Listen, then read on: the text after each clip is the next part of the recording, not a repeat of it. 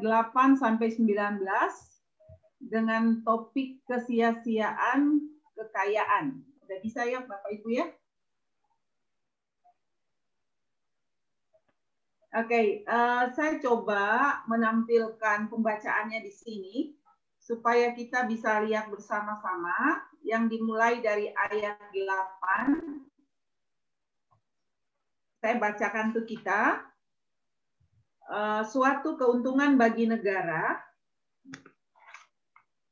dalam keadaan demikian ialah kalau rajanya dihormati di daerah itu.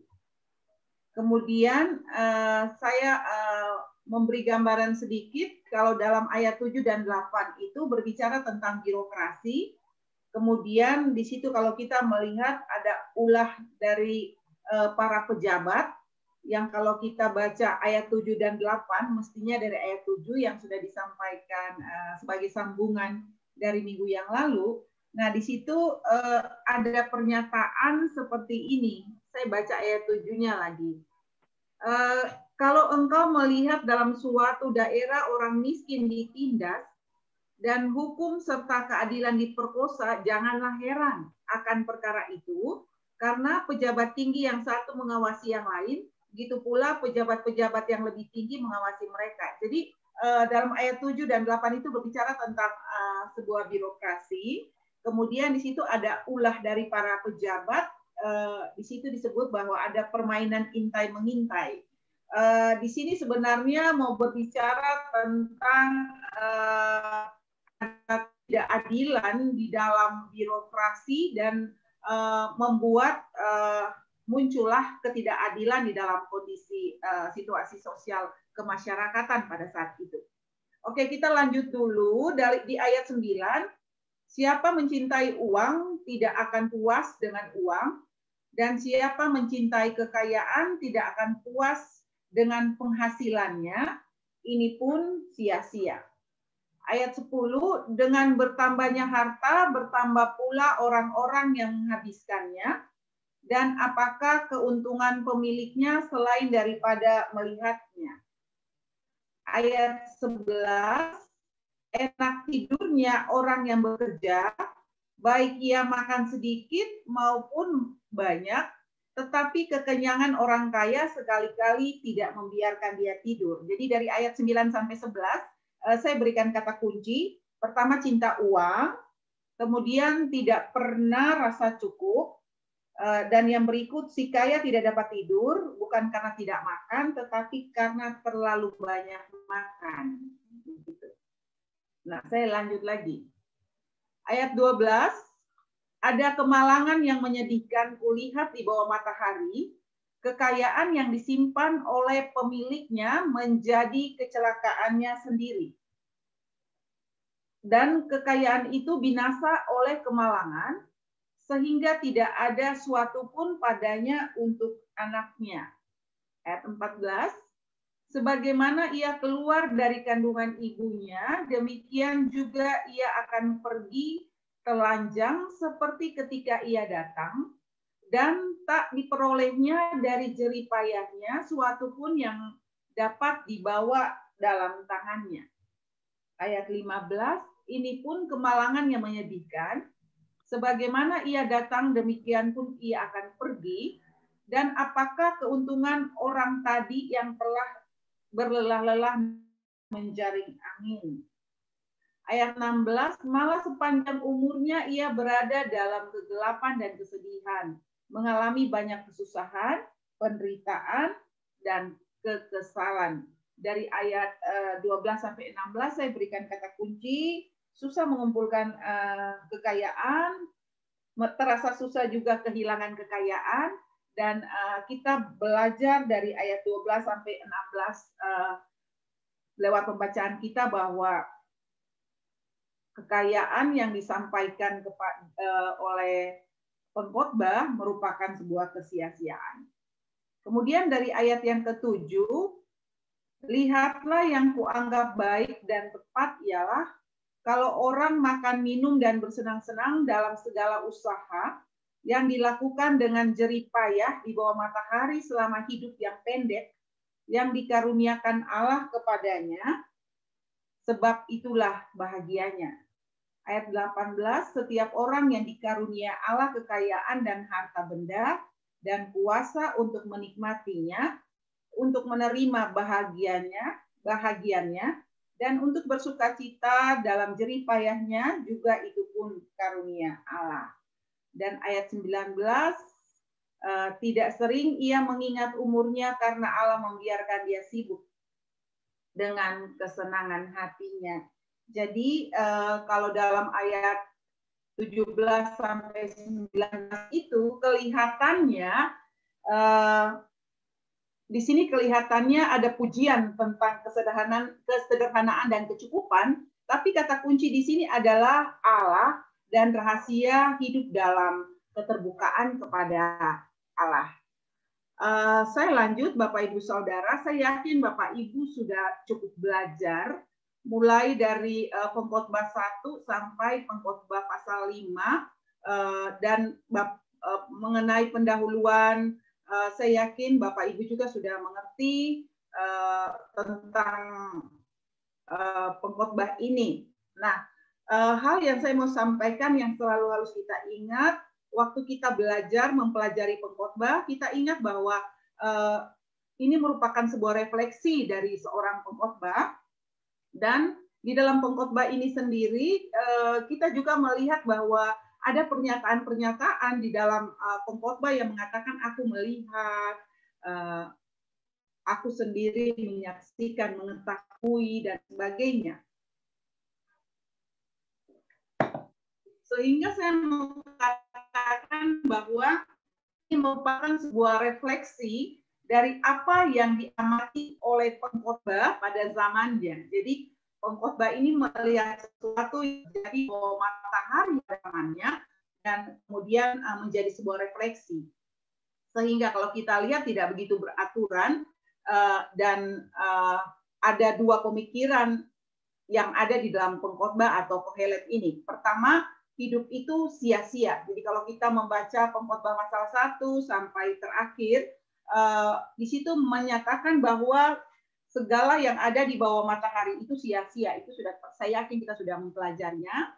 Kemudian yang kedua, saya melihat ada jawaban dari iman praktis tentang kehidupan itu sendiri. Sehingga saya mau melihat bahwa apa yang disampaikan pengkhotbah dari pasal 1 sampai 12 memang bertema kesia-siaan, hidup adalah sia-sia, tetapi ada hal positif dari manusia yang hidup di bawah matahari ini jika ia menanggapi dari iman percaya kepada Allah, maka segala sesuatu yang dikatakan bersia-sia itu akan menjadi berarti. Nah, apa yang dimaksudkan dengan kesia-siaan dalam kitab ini? Mungkin kita juga sudah dapat penjelasan bahwa sia-sia berasal dari Ibrani Hebel. Ada tafsiran yang mau menyatakan bahwa itu berkaitan dengan Habel. Itu juga tafsiran yang sebentar saja kehidupannya.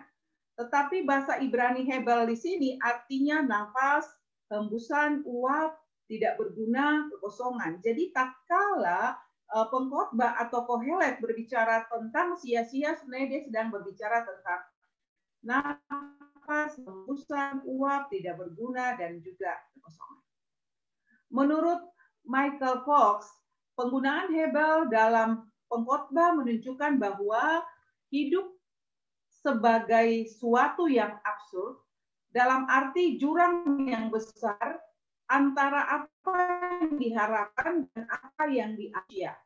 Nah, kegiatannya tak rampung-rampung, seperti pekerjaan Sisyphus dalam mitologi Yunani. Jadi pekerjaan Sisyphus itu seperti mendorong batu ke atas gunung, puncak gunung, kemudian sampai di sana batunya jatuh kembali, kemudian dorong lagi, jatuh kembali. Jadi di dalam mitologi Yunani, pekerjaan Sisyphus itu seperti begitu. Nah, menurut Michael Fox bahwa sia-sia seperti begitu, nggak pernah selesai, nggak pernah rampung di dalam kegiatan manusia. Nah, saya ajak kita fokus dalam pemikiran ini, kerangka pemikiran dalam pasal 5 sesuai pembacaan kita malam ini kan pasal 5. Jadi saya membaginya pasal 5 itu ayat 8-9, kemudian 10-17 sampai 17, dan ayat 18 sampai 19 dengan pengertian seperti ini.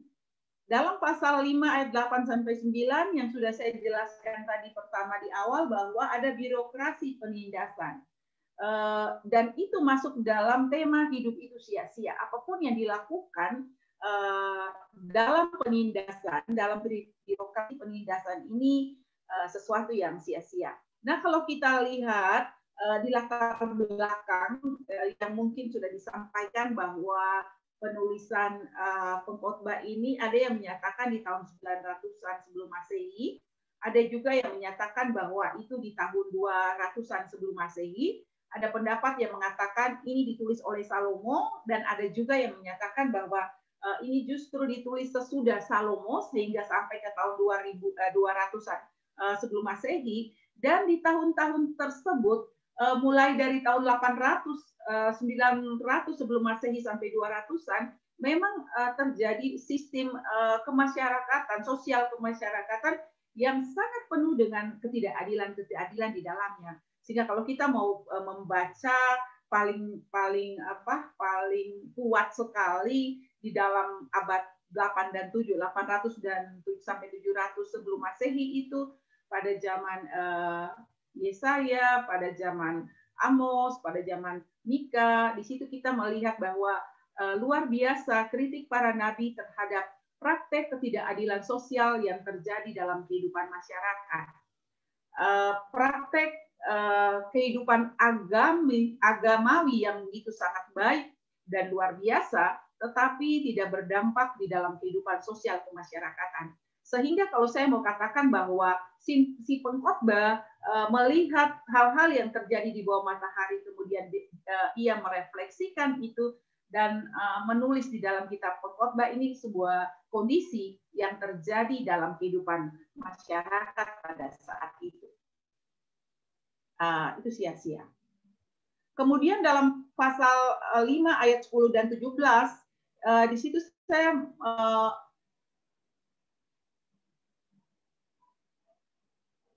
menekankan sebuah kata kunci bahwa uang mendatangkan banyak kejahatan, dan itu pun adalah sia-sia. Kalau kita lihat juga kan dalam 1 Timotius berkata bahwa akar dari segala kejahatan adalah cinta uang, begitu.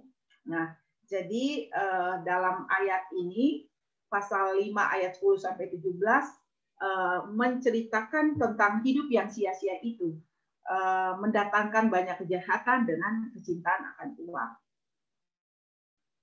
Kemudian dalam ayat 18 sampai 20 mensyukuri apa yang dikaruniakan Allah, itu jawaban dari iman. Seperti saya katakan tadi bahwa ada kerangka berpikir di dalam pengkhotbah bahwa hidup itu sia-sia, tetapi mensyukuri apa yang dikaruniakan Allah merupakan topik berikut, dan itu ditenun di dalam kitab pengkhotbah dengan begitu baik. Jadi tidak saja berbicara tentang kesia-siaan, tetapi juga berbicara tentang respon manusia terhadap Allah.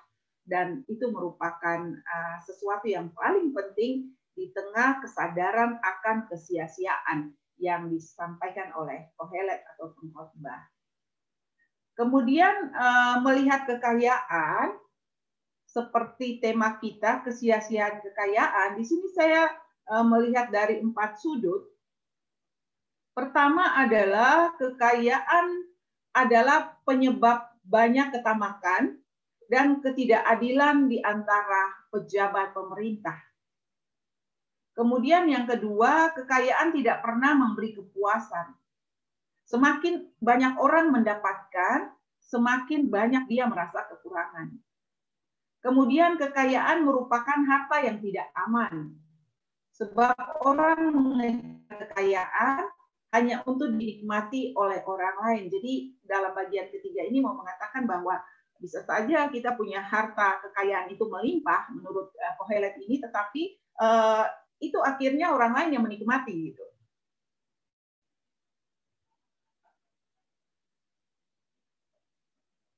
Kemudian nikmati hidup selagi Anda bisa menikmati. Itu sudut pandang yang keempat. Nah, bagaimana cara mengelola kekayaan? Pasti setiap orang punya cara tersendiri. Nah, kita bisa sharing nanti di dalam diskusi-diskusi kita, dan Tuhan menuntut pertanggungjawaban kita atas kekayaan yang Dia beri sebagai anugerah, dan harta bukan tujuan utama hidup, tetapi sarana agar kita dapat menikmati dan memuliakan Allah. Nah, kemudian bagaimana saudara-saudari mengamati kekayaan dalam kehidupan ini. Jadi, kenapa ini menjadi pertanyaan yang saya buat terakhir dalam slide ini? Karena saya melihat waktu membaca pengkhotbah itu, saya membaca dengan kacamata pengkhotbah begini, bahwa ada sesuatu terjadi, kemudian dia merenungkannya, dia merefleksikannya, sehingga kita bisa membaca pengkhotbah ini pada saat ini. Nah, menjadi sesuatu yang indah juga apabila kita juga melihat sesuatu dari topik kesia-siaan kekayaan ini, kemudian kita merefleksikan dalam kehidupan kita. Nah, sebelum kita berdiskusi, saya punya sebuah cerita dalam hal melihat sesuatu di bawah matahari. Saya punya seorang sahabat dulu, sebelum saya di Bogor, saya punya seorang teman yang sangat tertutup dengan orang lain, tetapi dia seorang yang luar biasa berharta. Ada orang yang kecuali karena saya sahabatnya, jarang orang bisa ke rumahnya karena dia mempergunakan dalam berteman itu, bersahabat itu, dia selalu memperhitungkan untung dan rugi gitu. Jadi dia tidak punya banyak teman. Kalau saudara-saudaranya sendiri ke rumahnya itu jarang juga, karena harus duduk di sini, harus begini, begitu, dan saudara dekatnya pun akan merasa kaku gitu kalau datang ke rumahnya. Nah, pada waktu teman saya meninggal, jadi akhirnya teman saya itu meninggal gitu. Waktu dia meninggal, saya ke sana, banyak orang yang datang, kemudian mereka ke dapur, mereka ke ruang tamu, mereka begitu bebas karena ibu ini meninggal. Terus mereka katakan gini, wow, kalau dia masih hidup kita nggak bisa ngapa-ngapain nih. Kalau dia, karena dia udah meninggal, kita boleh pegang gelasnya, boleh minum, boleh ini dan itu. Dan saya mulai berpikir waktu itu, iya ya, kalau kita masih hidup, kita masih bisa melakukan apa saja yang kita mau. Tetapi pada waktu kita sudah pulang, berarti orang lain kadang-kadang menguasai apa yang kita pelihara, apa yang kita jaga selama ini. Oke, nah kesempatan silakan Bapak Ibu supaya kita bisa berdiskusi dengan tema ini sehingga kita mendapat konsep yang alkitabiah tentang kekayaan itu sendiri.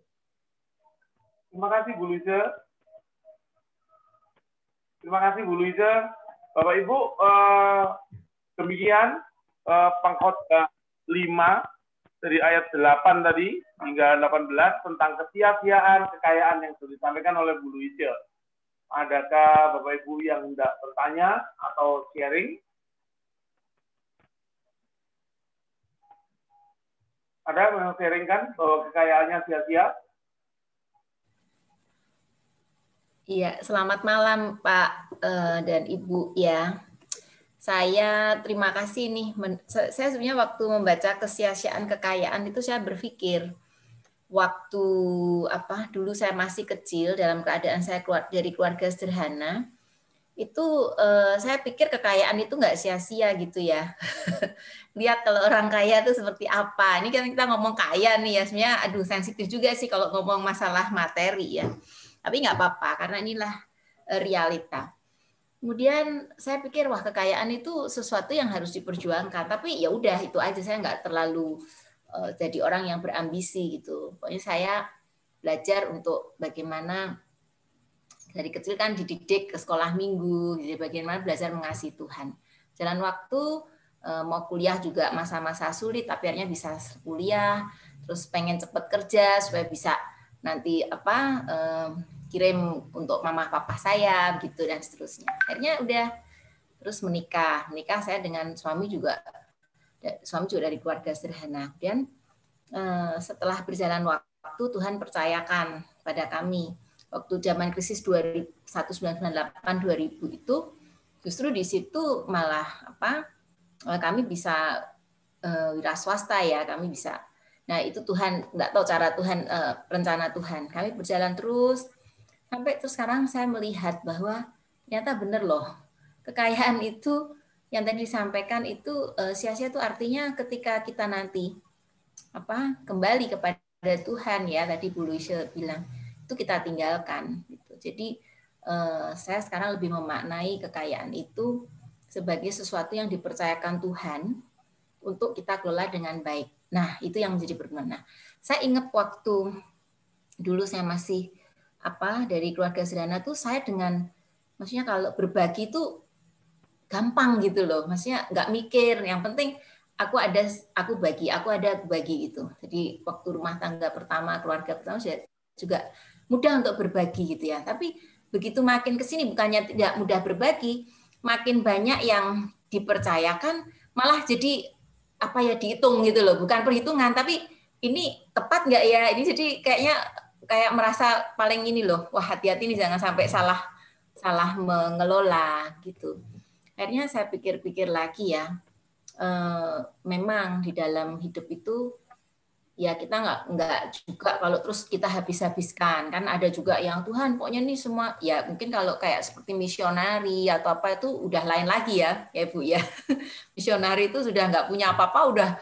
Nah kalau dalam era sekarang ini yang saya nggak bilang kita, kan pasti mikir juga masa saya kasih semua sih ke orang, kan pasti nanti ada waktu untuk saya bisa berbagi ya. Jadi seperti kayak punya planning begitu loh.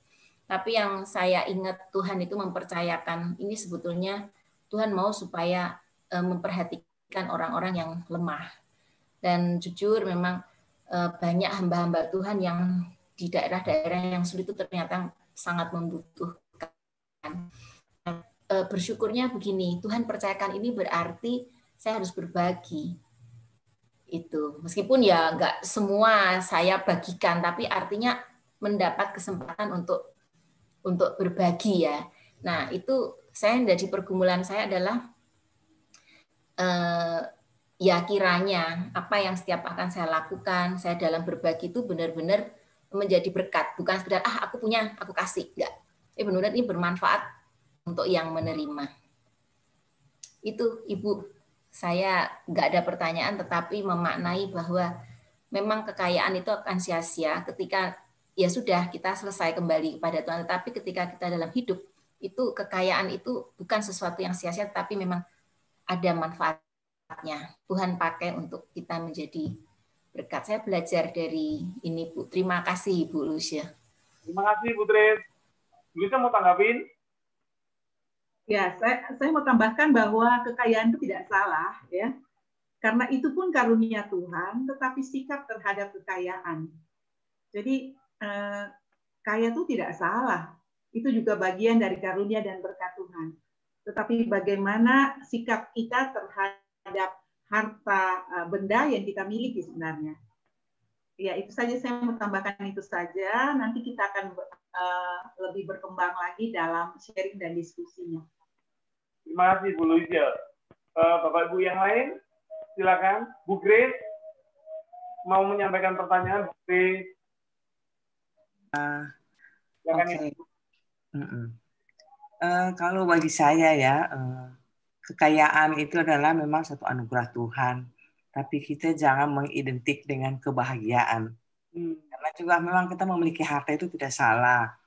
Coba jangan tapi kita juga jangan mengidentik bahwa kita memiliki kekayaan adalah tujuan kehidupan menjadi bahagia. Karena banyak orang juga mempunyai banyak harta, kekayaan, tapi mereka mengalami dalam keluarga percecokan oleh karena kekayaan. Tapi bagaimana kita menghayati bahwa kekayaan ini adalah untuk satu sarana untuk mungkin pelayanan kepada Tuhan gitu, untuk sesama kita. Dan kita mempunyai kekayaan tidak melebihi cinta kita kepada Tuhan. Kita jangan akhirnya kita jatuh kepada cinta dalam pada segala-galanya. Jadi kita sudah melebihi cinta kepada Tuhan karena dan mungkin kita juga mempunyai kekayaan, punya ada simpanan, ada persiapan untuk kehidupan kita, ada punya rencana untuk sekolah anak dan sebagainya. Tapi jangan kita sampai mengumpulkan harta itu sehingga menjadi suatu ketakutan, kekhawatiran bahwa tanpa memiliki keuangan ini hidup kita akan sia-sia, tidak berarti. Tapi bagaimana kita mengerti bahwa kekayaan yang Tuhan memberikan kepada kita adalah kita jangan sampai melupa akan karya Tuhan, akan pemeliharaan Tuhan kepada hidup kita. Karena kita tujuannya hanya ingin supaya kita hidup ke depannya itu bahagia, semuanya aman, tidak ada masalah. Tapi bagaimana kita jangan sampai melupakan bahwa sebenarnya di balik semuanya itu ada pemeliharaan Tuhan bagi kita, sehingga kita itu tidak hidup di dalam kekhawatiran karena mungkin kekayaan kita kurang cukup. Jadi kita mengejar terus kekayaan kita sampai kita mencapai keinginan kita. Tapi sebagaimana kita tidak merasa banyak harta, kita akan tidak pernah merasa puas. Terus bertambah terus kita punya keinginannya. Jadi intinya menurut saya bahwa kita jangan mengejar udah sampai cinta kepada uang sehingga kita melupakan akan pemeliharaan Tuhan dan cinta kasih Tuhan kepada kita. Aja dari saya. Terima kasih Bu Grace. Bu Grace mau tanggapi juga? Ya, saya mau tambah. Ini menarik sekali karena kebahagiaan itu tidak diukur dari seberapa banyak kita punya, kan? Kalau kebahagiaan itu diukur dari seberapa banyak harta kita, bagaimana orang-orang di pelosok sana, di daerah pedesaan sana, berarti mereka nggak bahagia dong. Bisa saja mereka lebih bahagia dari kita ya dengan apa yang mereka punya. Jadi memang saya sangat setuju dengan Ibu Grace bahwa kebahagiaan kita itu tidak bisa kita ukur dengan seberapa banyak kita punya atau memiliki sesuatu atau harta benda dan sebagainya. Nah, masalah yang perlu menjadi perhatian kita bersama-sama adalah masalah cinta ini. Kalau sudah cinta kan apa saja bisa kita lakukan untuk cinta tersebut. Nah, di sini cinta uang berarti kan apa saja bisa kita lakukan, kita korbankan untuk yang namanya cinta. Saya ambil contoh begini, teman saya di Papua saat-saat ini kan aglonema itu menjadi sesuatu yang diburu orang ya. Sampai kalau saya lihat tuh di WA atau di Facebook, teman-teman saya sampai ke hutan-hutan loh mencari tanaman ini, tanaman itu, sampai mereka juga mencari di luar daerah, khususnya di Jawa. Nah, teman saya ini lewat Facebook, kemudian beli pesan aglonema itu banyak, dan kemudian si pelapak itu hilang entah kemana gitu. Dan saya bilang, kok kamu tidak tanya dulu atau bagaimana? Dia bilang, iya soalnya yakinlah gitu. Nah, saya mencari juga di daerah tempat penjualan itu, ternyata memang nggak ada gitu, fiktif ya. Tapi uangnya udah dikirim dan sebagainya. Dan akhirnya dia bilang, aduh saya nggak bisa tidur nih, saya mikirin. Saya bilang, ya nggak usah dimikirin, dipikirkan, dilepaskan aja. Toh kehilangan. Nah, kesia-siaan itu seperti itu juga. Hanya harta benda kita, kekayaan kita dicuri orang, kemudian hilang karena bencana, karena musibah, itu kan jadi sia-sia kan. Nah, misalnya seperti begitu, jadi dia nggak bisa tidur. Karena itu saya bilang, waduh, gimana lagi? Ya udah, ikhlaskan saja karena ada hal yang harus dilepaskan gitu. Nah, itu sekedar tambahan saja. Terima kasih Ibu Grace. Terima kasih Bu Lisa, terima kasih Bu Grace. Bapak Ibu yang lain silakan. Kak Fionita, ada pertanyaan Kak? Halo, Kak Fionita, yang diantara buku-buku. Atau sharing, Pak. Iya, atau sharing. Melihat di bawah matahari gitu. Tentang kekayaan yang dilihat itu seperti apa, boleh seperti itu. Seperti pengkhotbah melihatnya. Atau mungkin berbeda. Saya pernah kagum kepada seorang teman ya. Kaya sekali, sangat kaya. dia punya perkebunan itu segunung. Ada gunung yang dinamai gunung Biak gitu. Karena ini perkebunan saya bapaknya gitu ya. Sangat kaya lah. Sampai temen ini menurut saya menjadi gila karena kekayaannya itu. Sekali waktu karena sudah mulai akrab gitu, dia mengajak saya ke rumahnya. Saya bayangkan kalau saya tiba-tiba menjadi dia dan punya rumah itu, saya bersedia untuk diam, gak ngapa-ngapain, hidup dengan apa yang ada di rumah itu saja gitu. Tapi semakin sering saya ke rumahnya, saya jadi kenal orang tuanya, gitu, sering kenal kakak-kakaknya, gitu. Itu jadi prihatin gitu. Bapaknya itu berusaha menjauhi ibunya berusaha membunuh bapaknya dengan santet, dengan dukun dan sebagainya. Karena sopirnya itu adalah tetangga saya, jadi saya tahu ceritanya gitu. Tapi pikir loh, kalau kita kaya hanya untuk menjadi seperti ini buat apa gitu ya? Tapi pemahaman itu nanti.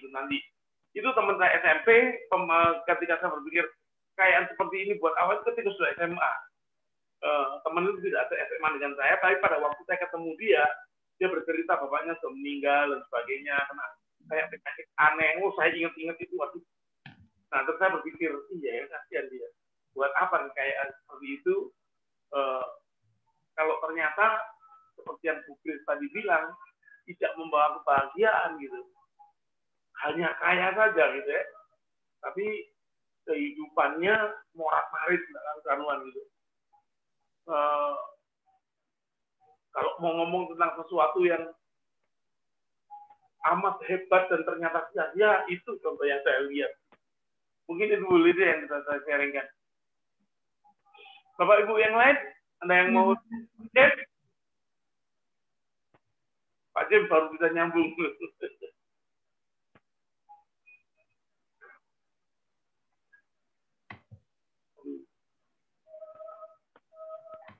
Koneksi saya buruk kayaknya. Semua jadi freeze. Bu Lisa bisa dengar suara saya? Dengar, Pak. Dengar. Tapi di sini gambar Bapak Ibu semua freeze. Saya takut nggak bisa dengar.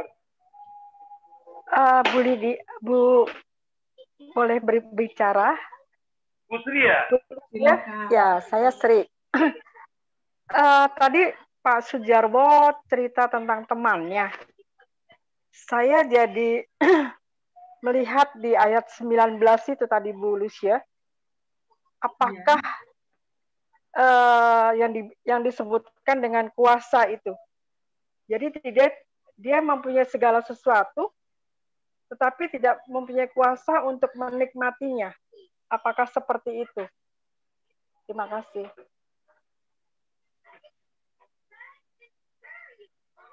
Ayat 18 itu. Setiap orang yang dikarunia Allah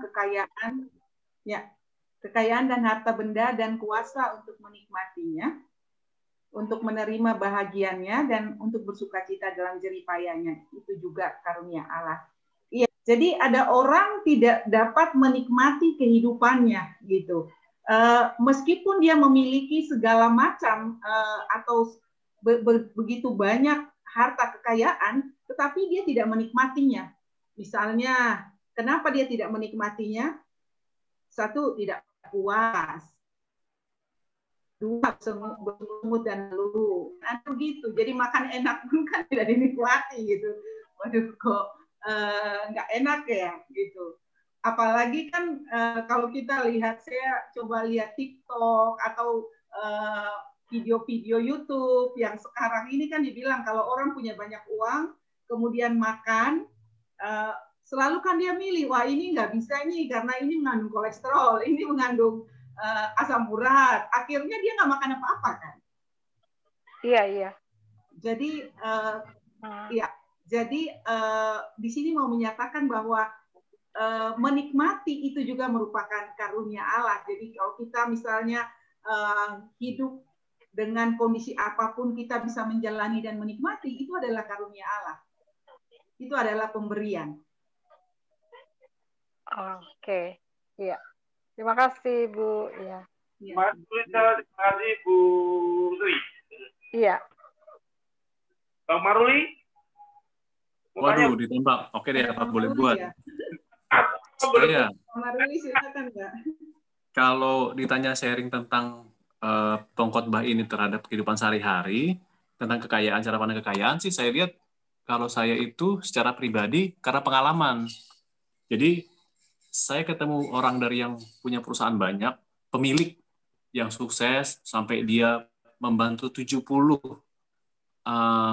orang yang membutuhkan biaya sekolah, sampai yang Tante Min namanya, dia salah satu pijat refleksi yang di Jogja, yang di depan atau di sampingnya Mbak Pia 25, dia begitu terkenal, tapi dia tidak punya apa-apa. Terus saya melihat, merefleksikannya ke saya bahwa masing-masing itu menurut khotbah, waktu saya masih muda, mungkin saya membuat standar yang lebih tinggi dibandingkan kalau sudah berkeluarga. Dalam arti, aduh, kalau 1M di deposito, nanti gue bisa leha-leha. Ternyata kalau sudah tercapai, mungkin 10M, mungkin 100M, dan terus-menerus. Jadi, kalau mengejar seperti itu, ya, saya pikir ya itu kesia-siaan, karena nggak akan ada habis-habisnya. Yang ada sih, saya lihat, ya, kita yang mengatakan bahwa itu cukup, bagaimana kita menikmatinya sehari-hari, terus, ya bersyukur. Kalau saya rasa seperti itu, Ibu Luise, karena pengalaman itulah yang sebenarnya juga merefleksikan orang bagaimana sih cara dia memandang suatu kekayaan atau target memiliki sesuatu dan bagaimana cara dia menikmatinya. Saya pikir pengalaman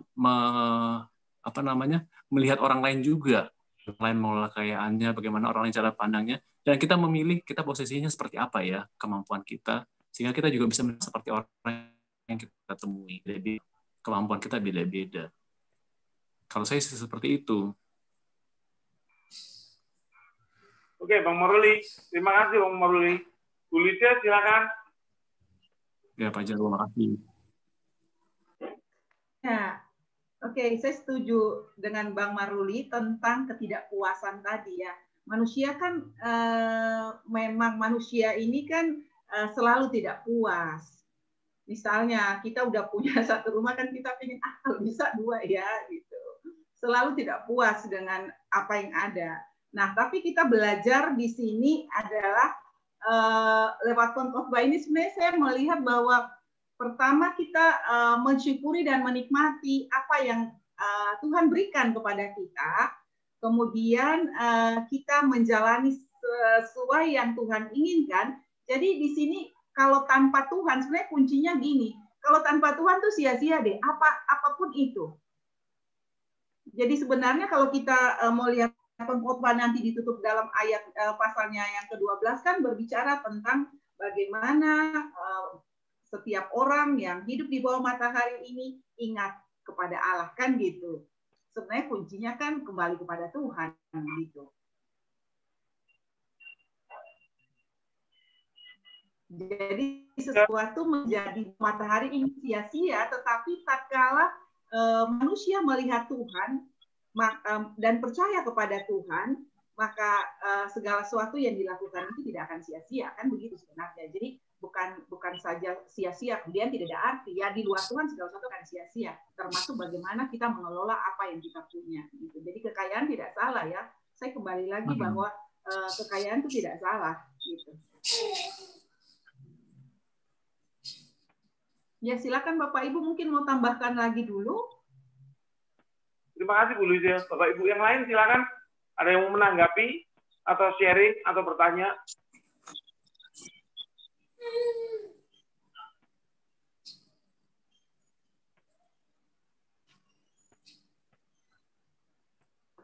Bu Luisi nanya, Bu, ini agak sedikit berbeda mengenai ini kan saya jadi ingat kalau orang tuh berhutang ya Bu, mungkin di sini tidak ada pembahasan tentang hutang. Tapi kalau hutang supaya dia memperkaya menjadi lebih kaya gitu loh Bu. Nah itu ini maaf loh Bu, itu kan di Alkitab ada kan sebenarnya tidak boleh berhutang gitu ya Bu ya. Nah ini seperti apa Bu konsep hutang kalau untuk orang bisa pengen menjadi lebih kaya gitu Bu. Ini kan pasti ya sia-sia sih, cuman kalau mengenai hutang itu sendiri bagaimana Bu? Iya, kalau bicara tentang hutang, saya mau katakan bahwa pada zaman ini kan kalau nggak berhutang, ya nggak bisa apa. Kadang harus berhutang dulu, ya berhutang di bank lah dan sebagainya. Tetapi prinsipnya adalah orang yang berhutang harus membayar hutangnya, titik. Seperti yang disampaikan dalam Mazmur pasal 94, saya lupa di ayat berapa, yang berkata bahwa orang yang tidak membayar, orang fasik adalah meminjam dan tidak mengembalikan. Kan gitu. Jadi Alkitab juga bercerita tentang orang-orang yang meminjam, tetapi intinya yang meminjam harus mengembalikan. Karena itu sebuah hutang. Sorotannya moral ya Bu ya? Iya, benar. Kalau tanya hutang, jangan ke Bu Lucia yang pendeta. Jawabnya pasti gitu. Tanyanya ke kita yang banker nih. Kalau orang banker ngomong, berhutanglah. Asal hutang itu produktif. Asal hutang itu lebih menghasilkan. Asal hutang itu mampu membuat taraf hidup kita meningkat. Artinya, hutang itu membayar dirinya sendiri gitu. Tapi kalau hutang konsumtif, ya sudah, susah. Seperti yang Alkitab katakan bahwa utang harus bayar, itu prinsip yang tidak bisa diingkari. Bahkan di sebelah sana, di rekan-rekan kita yang Muslim, orang itu kalau mati naik ke surga dengan dua cara. Yang pertama dengan beramal yang baik, yang kedua dengan mati jihad. Mati karena agama gitu ya. Hanya dengan dua itu. Karena berbuat baik sulit dilakukan orang, maka orang berbondong-bondong untuk jihad. Tetapi ada yang membatalkan. Meskipun kita baik seperti apa, meskipun kita mati jihad, tapi kalau kita utang nggak bayar, kita ditolak di surga. Mensinkronkan dengan apa Bu Liza tadi sampaikan. Begitu Bu Tret. Begitu Bu Liza, terima kasih. Ya Pak, benar. Makanya saya dari dulu nggak mau berutang Pak, takut nggak bisa tidur. Belajar mencukupkan diri. Memang kalau dalam bisnis ya sepertinya memang ada seperti kayak apa tuh ada yang dijaminkan gitu ya. Waktu saya ekspor pertama itu juga untuk modal itu kurang waktu itu. Tapi kita tuh sebenarnya jujur aja nggak pernah berani utang. Mau ke bank aja takut loh Pak. Nah, terus tahu-tahu itu salah satu bank yang saya nggak usah sebut itu kepala cabangnya telepon saya waktu kantor kami masih di rumah. Terus dijelasin gini-gini, saya kan nggak ngerti kan maksudnya apa gitu. Terus saya telepon suami saya, ini gini, lah itu mau dipinjemin duit katanya gitu. Nah, tapi jaminannya LC Pak, gitu loh. Jadi sama pas rumah dilihat dulu gitu kan. Nah, itu bersyukurlah, maksudnya setahun itu program, kita udah jalan, terus program ditutup. Tapi setelah itu suami saya bilang, ini udah habis ini jangan berhutang lagi deh. Kita terlalu takut kalau untuk berhutang gitu ya. Ya itu mungkin Tuhan mendidik kami ya. Memang kalau dalam usaha itu pasti harus ada modal. Saudara juga takut loh. Orang maksudnya takut tuh begini. Nanti kalau nggak bisa balikin gimana, kan malu. Ya itu tadi moralnya ya Bu ya, harus bayar gitu ya Bu ya. Ya terima kasih Bu Lucia dan Pak Jarwo. Mari Bapak Ibu yang lain. Ayatnya di Mazmur Pak Jarwo, ayatnya di Mazmur 37 ayat 21. Orang fasik meminjam dan tidak membayar kembali. Tetapi orang benar adalah pengasih dan penyayang. Jadi kayak gitu. Boleh berhutang, boleh, tapi bayar. Ya. Pak, saya boleh tanya dong, Ibu Luisa. Saya sih mau yang ayat 7 sampai 8 ini kan tentang pemerintahan, tentang birokrasi, tentang negara. Saya kagum juga untuk tahun seperti itu, sudah ada statement seperti ini, berarti kan sudah dialami sama penulis ya. Kejadian seperti ini kan orang menulis sesuatu itu mungkin kan karena hikmat dan juga karena dari Tuhan ya, inspirasi dari Tuhan. Mungkin Tuhan juga berpihak kepada yang penulisnya ini. Tapi sesuatu yang luar biasa saya lihat bahwa tahun sebelum Masehi ada penulisan seperti ini seperti saat ini terjadi. Itu kira-kira dia mencontoh negara apa yang saat itu berdiri? Atau pemerintahan siapa ya yang saat itu berdiri, Ibu Louise? Iya, seperti saya sampaikan di awal bahwa penulisan pengkhotbah ini kan ada beberapa versi. Ada versi yang menyatakan bahwa Salomo, kalau bicara Salomo kan kita pasti tahu seorang raja yang berhikmat dan bijaksana kan. Dan setelah Salomo wafat kan kerajaan Israel raya terpecah menjadi dua kan, kerajaan utara dan kerajaan selatan. Jadi pendapat yang mengatakan itu kan kita bisa melihat dari bagaimana Salomo pada saat itu, dan kita juga tahu bahwa pada waktu Salomo kan ada kunjungan ratu dan sebagainya, dan sebenarnya ini berkaitan dengan kerajaan-kerajaan di Persia. Nah, sedangkan ada pendapat lagi yang berkata bahwa ini kan tahun 200 sebelum Masehi lah begitu. Nah, kalau misalnya di rentang yang saya sebutkan tadi, kondisi seperti ini memang terjadi gitu. Sehingga apa yang disampaikan oleh pengkhotbah ini yang memang kenyataan. Dan itu kalau kita lihat dari para nabi di rentang waktu tersebut kan berkoar-koar berbicara tentang bagaimana keadilan sosial itu, bagaimana kondisi birokrasi yang terjadi, paling tegas dan keras itu kan di dalam Amos pasal 4, pasal 5, di situ menceritakan bahwa hal itu juga terjadi dengan munculnya, kalau pasal 4 disebut bahwa munculnya para istri-istri tuan tanah yang bagaimana mempengaruhi keadaan sehingga suaminya harus melakukan hal-hal yang untuk kehidupan yang lebih dari lebih itu kan. Jadi maksud saya bahwa kondisi itu sangat, dan itu terjadi memang dalam kehidupan pada saat itu. Dan kalau pengkhotbah mengatakan dia melihat kondisi seperti begini, wah, ini memang menjadi pergumulan para nabi, sehingga dalam kehidupan Israel sendiri kan ada nabi yang tidak ingin berbicara di dalam kultus, di dalam bait Allah. Mereka berbicara di luar bait Allah karena nabi-nabi atau imam yang berada dalam kultus atau bait Allah itu kan akhirnya menyampaikan sesuatu untuk menyenangkan kuping segelintir orang pada saat itu. Nah, muncullah Amos yang berdiri di luar kemudian menyuarakan kebenaran ke dalam sistem pemerintahan pada saat itu. Jadi kalau saya mau katakan bahwa ya pada saat itu sudah terjadi seperti ini, bahkan itu sulit sekali ya dihilangkan. Begitu Pak Maruli. Ya, Ibu Pendeta, terima kasih penjelasannya luar biasa. Karena saya melihat penggambarannya ini seperti zaman sekarang juga, luar biasa loh. Terima kasih Bu Louise. Terima kasih. Terima kasih Beza, terima kasih Bung Maruli. Mari Bapak Ibu yang lain, Pak Yosef.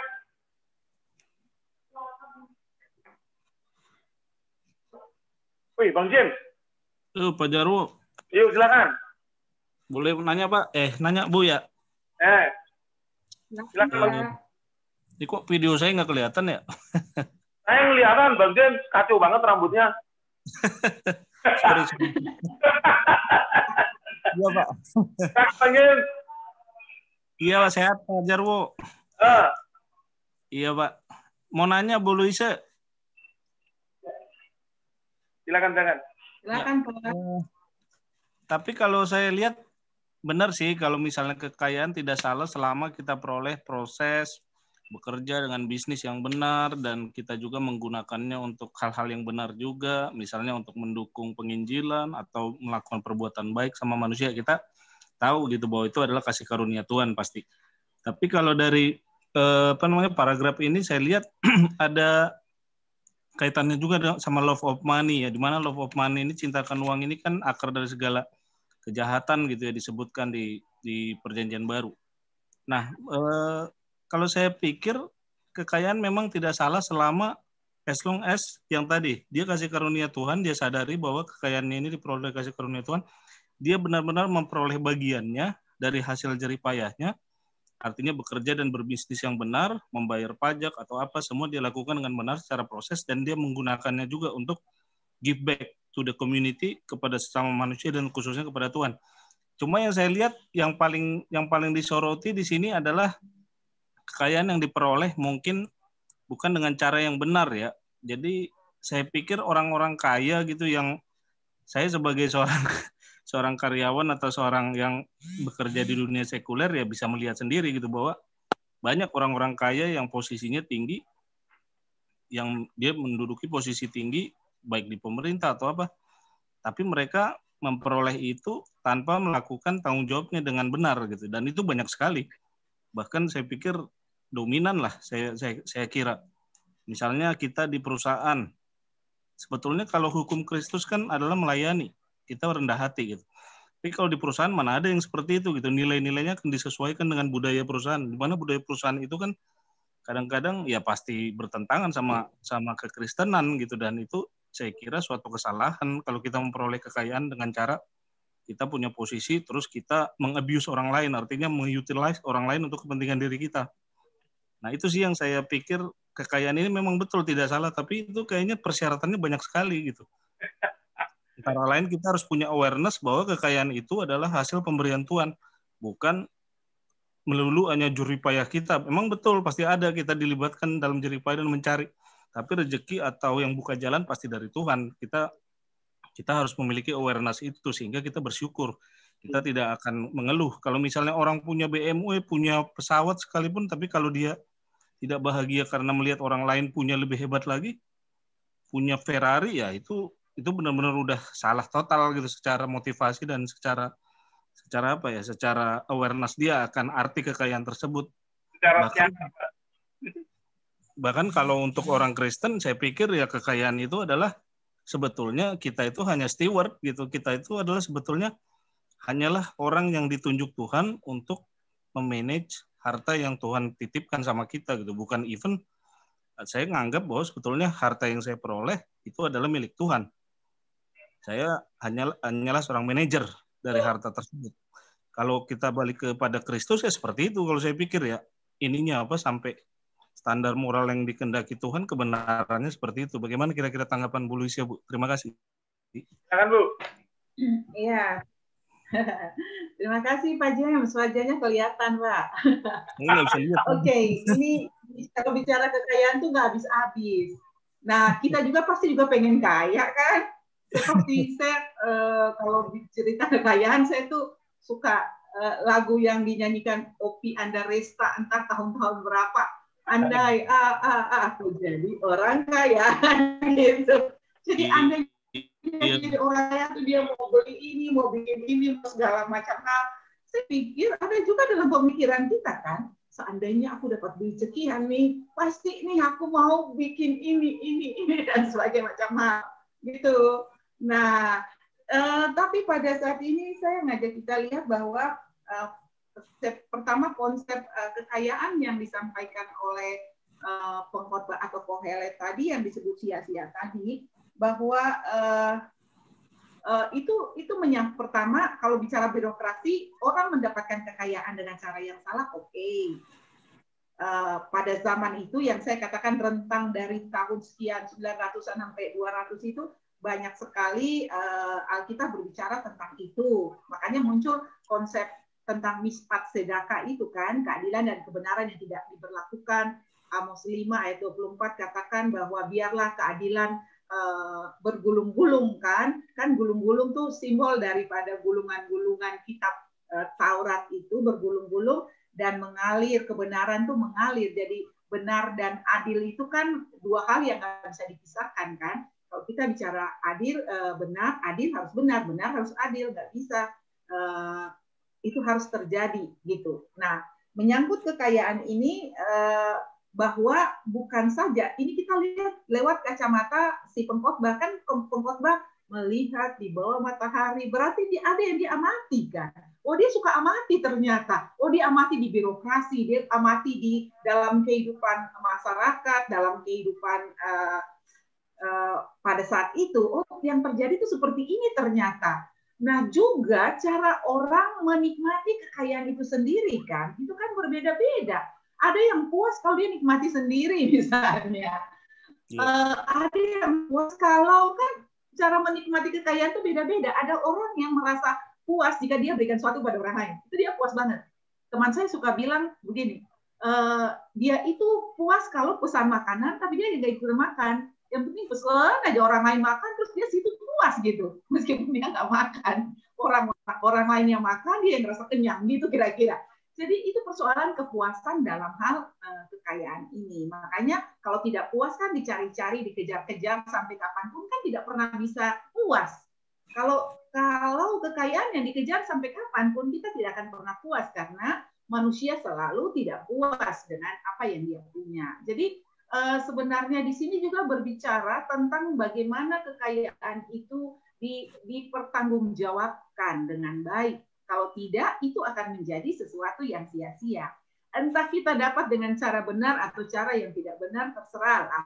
Tapi bagaimana kita mempertanggungjawabkan kekayaan itu di hadapan Tuhan. Karena terakhir dalam pengkhotbah kan berbicara nanti kita akan bertemu dengan Tuhan nih, kan gitu. Semua orang akan ketemu Tuhan, akan mempertanggungjawabkan apa yang dia punya, apa yang dia miliki, apa yang dia hasilkan, dan sebagainya. Nah, saya juga mau katakan bahwa kita tidak juga melihat lewat pembelajaran pengkhotbah tentang kekayaan ini kan kita tidak perlu melihat orang lain, melihat kekayaan orang lain kan. Kemudian kita bertanya, wadah dari mana ya? Saya pikir nggak perlu kan. Nggak perlu juga menghakimi orang lain lah. Kita tidak melihat orang lain, apa yang dimiliki orang lain kemudian membuat kita rendah diri atau membuat kita jadi iri. Gitu. Kenapa begitu? Karena seberapa panjang dan seberapa lama sih seseorang menikmatinya itu. Alkitab katakan ya kuat-kuat 70 tahun lah, 80 tahun selanjutnya kan juga kesukaran dan penderitaan kan. Seberapa lama sih kita menikmati apa yang ada dalam kehidupan kita? Makanya si pengkhotbah katakan kan itu nanti akan ditinggalkan. Terus yang nikmati orang lain gitu. Itu kan nanti akan ditinggalkan pada waktu manusia pulang, dia akan datang dan pergi itu sama dalam keadaan telanjang. Itu kan ada dalam pembacaan kita juga di pasal 5 ini. Nah, itu yang perlu kita pahami lewat Kohelet ini. Jadi waktu dia melihat sesuatu yang terjadi di bawah matahari, kemudian dia merefleksikan. Saya pikir banyak hal yang terjadi dalam kehidupan kita yang bisa kita refleksikan. Dan itu juga bukan bisa saja jadi refleksi bukan untuk diri kita sendiri, tapi juga untuk orang lain. Misalnya, waktu kita sharing dalam grup ini kan sebenarnya juga bukan hanya untuk kita, menguatkan kita, tetapi juga untuk orang lain yang mendengarkan. Gitu, Pak James. Ya, makasih Bu Luisa. Makasih Bang James. Makasih Bu Luisa. Pak Jarwo. Silakan. Pak Yosef tadi mana Pak Yosef ya?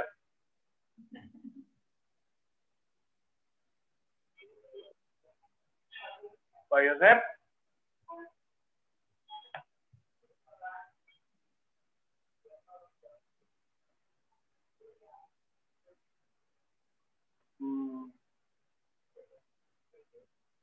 Bu, share-nya bisa ditutup dulu kalau Bu, kalau nggak dipakai. Supaya saya bisa lihat semua. Ini kelihatan cuma. Oh iya. Oke. Bu. Oke. Ya. Ya, silakan. Oke. Saya mau ngintip Pak Yosef. Bu, itu ada Pak Yosef. Ayo Pak Yosef, ada pertanyaan nggak Pak Yosef? No, thank you. Pak Yosef. Pak Hari, ada pertanyaan Kak Pak Hari? Iya Pak. Hari. Gini, apa namanya? Saya ini kan katakanlah apa namanya yang membuat ini Salomo ataupun Kohelet gitu ya. Tetapi ini kan setelah zaman Israel keluar dari Mesir kan. 600 tahun kalau nggak salah di Mesir itu jadi budak. 400 tahun. Ya, saya berpikir pada waktu Yusuf jadi raja di Mesir, jadi sekalipun bukan Firaun ya. Tapi kalau Firaun di Mesir mati, hartanya dibawa, ya kan, sampai ke apa namanya, membuat piramida yang begitu megahnya, sekalipun akhirnya toh dibongkar lalu untuk dicuri orang gitu ya.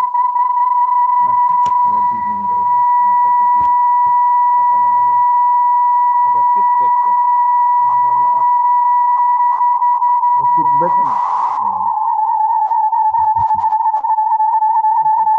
Pak Hari, kayaknya ada 2 devices tuh, ya mungkin handphone. Ya, ini saya bingung. Oh, itu Iya. Itu kita ya, Dek.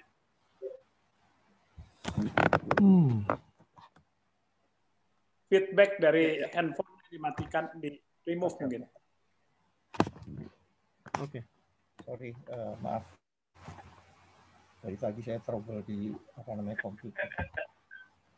Jadi saya berpikir apakah bangsa Israel apa namanya tidak belajar juga dari bangsa Mesir bahwa kalau mati itu boleh bawa hartanya, bahkan sampai kalau Firaun, kalau nggak salah Firaun bawa segala macam, bukan harta tapi juga gayang-gayangnya dan segala macamnya gitu.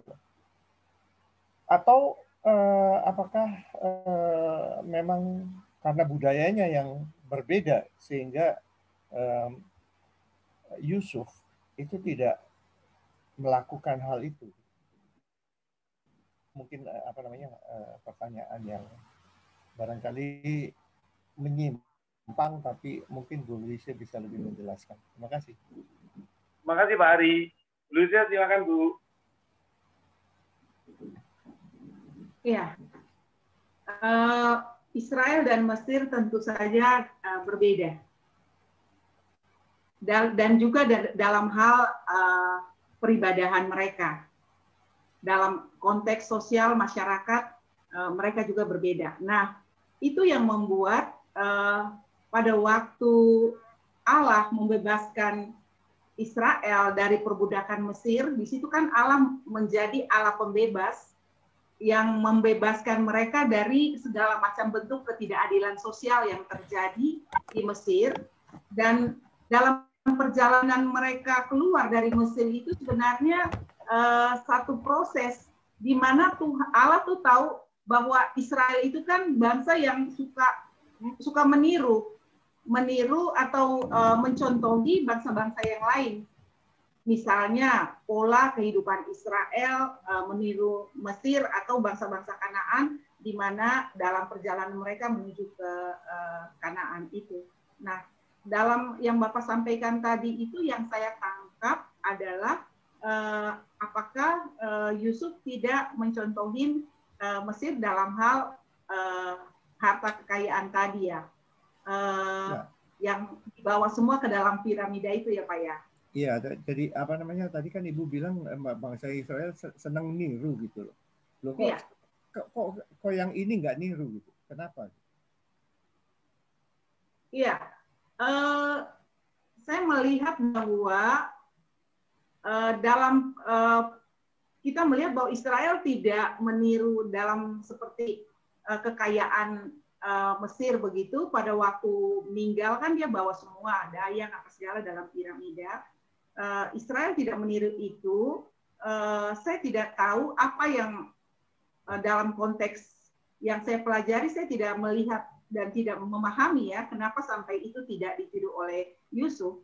Tetapi saya belajar bahwa Israel sendiri punya pedoman kehidupan mulai dari para bapak leluhur Yakub. Nah, kenapa saya katakan begitu? Karena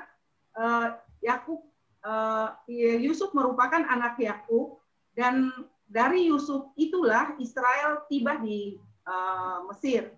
Nah, mungkin saja Israel dan Mesir itu kan terjadi perbedaan-perbedaan budaya, dan kita lihat bahwa Israel tuh bangsa di hadapan Mesir kan Israel bangsa yang sangat rendah martabat mereka, makanya mereka ditindas.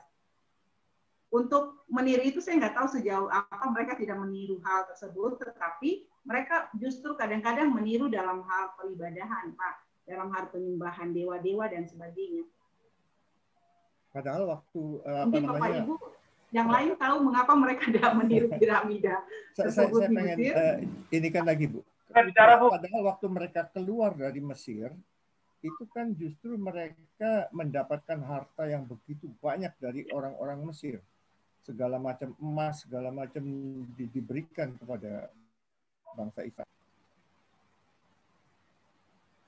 Ya itu cuman pertanyaan yang mungkin konyol juga. Terima kasih Bu. Bu, ingin sharing sedikit Bu. Silakan Pak. Yang disebutkan Pak Hari tadi, yang kalau orang mati di piramida, raja-raja Mesir mati di piramida lalu disertakan harta dan sebagainya, itu karena pemahaman bagaimana kita hidup di alam kemudian setelah mati itu yang berbeda.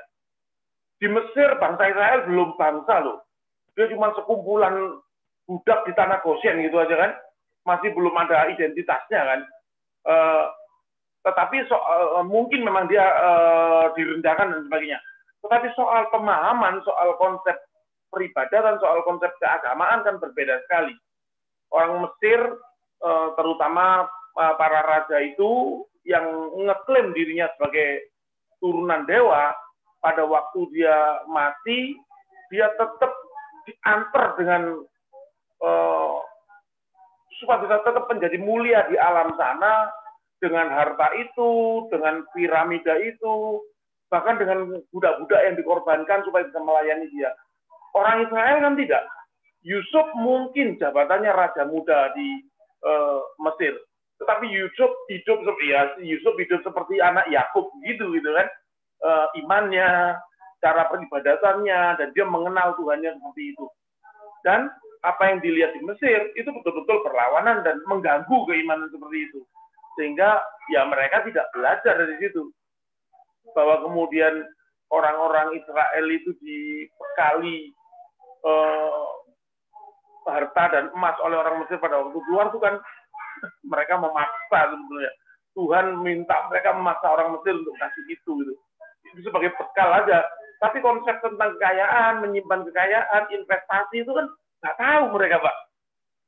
Jadi bangsa yang menggelandang gitu 40 tahun di padang gurun gitu aja kan masih. Mungkin itu kali Bu yang bisa disampaikan Bu. Terima kasih Bu. Pak Jarwo boleh share saya? Pak Nurdin loh. Ya, selamat malam Bu Lucy. Menarik Pak. sekali kalau kita baca yang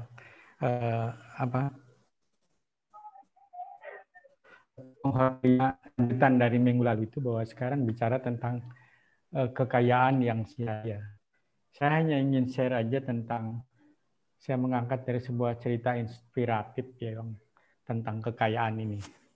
Ada 3 orang berjanggut, mungkin ada yang pernah dengar juga cerita ini. Masuk ke rumah satu keluarga. Nah, si istri bertanya pada suaminya, itu ada 3 tamu di luar. Masing-masing namanya masing beda-beda. Satu namanya Pak Kekayaan, kedua namanya Pak Kesuksesan, yang ketiga Pak Kasih Sayang. Siapa kira-kira yang akan kita panggil duluan? Suaminya tanya, menurut kamu siapa? Menurut saya seperti bagi seorang istri yang penting kekayaan. Sehingga nanti rumah kita ini penuh dengan kekayaan. Yang nggak setuju, dia lebih setuju yang kesuksesan, karena kalau kita sukses maka kekayaan akan ikut. Perbincangan argumentasi keduanya tidak selesai, akhirnya tanya ke anaknya lah. Anaknya minta, kalau aku pilih kasih sayang. Terus oke, kalau gitu satu orang yang masuk ya.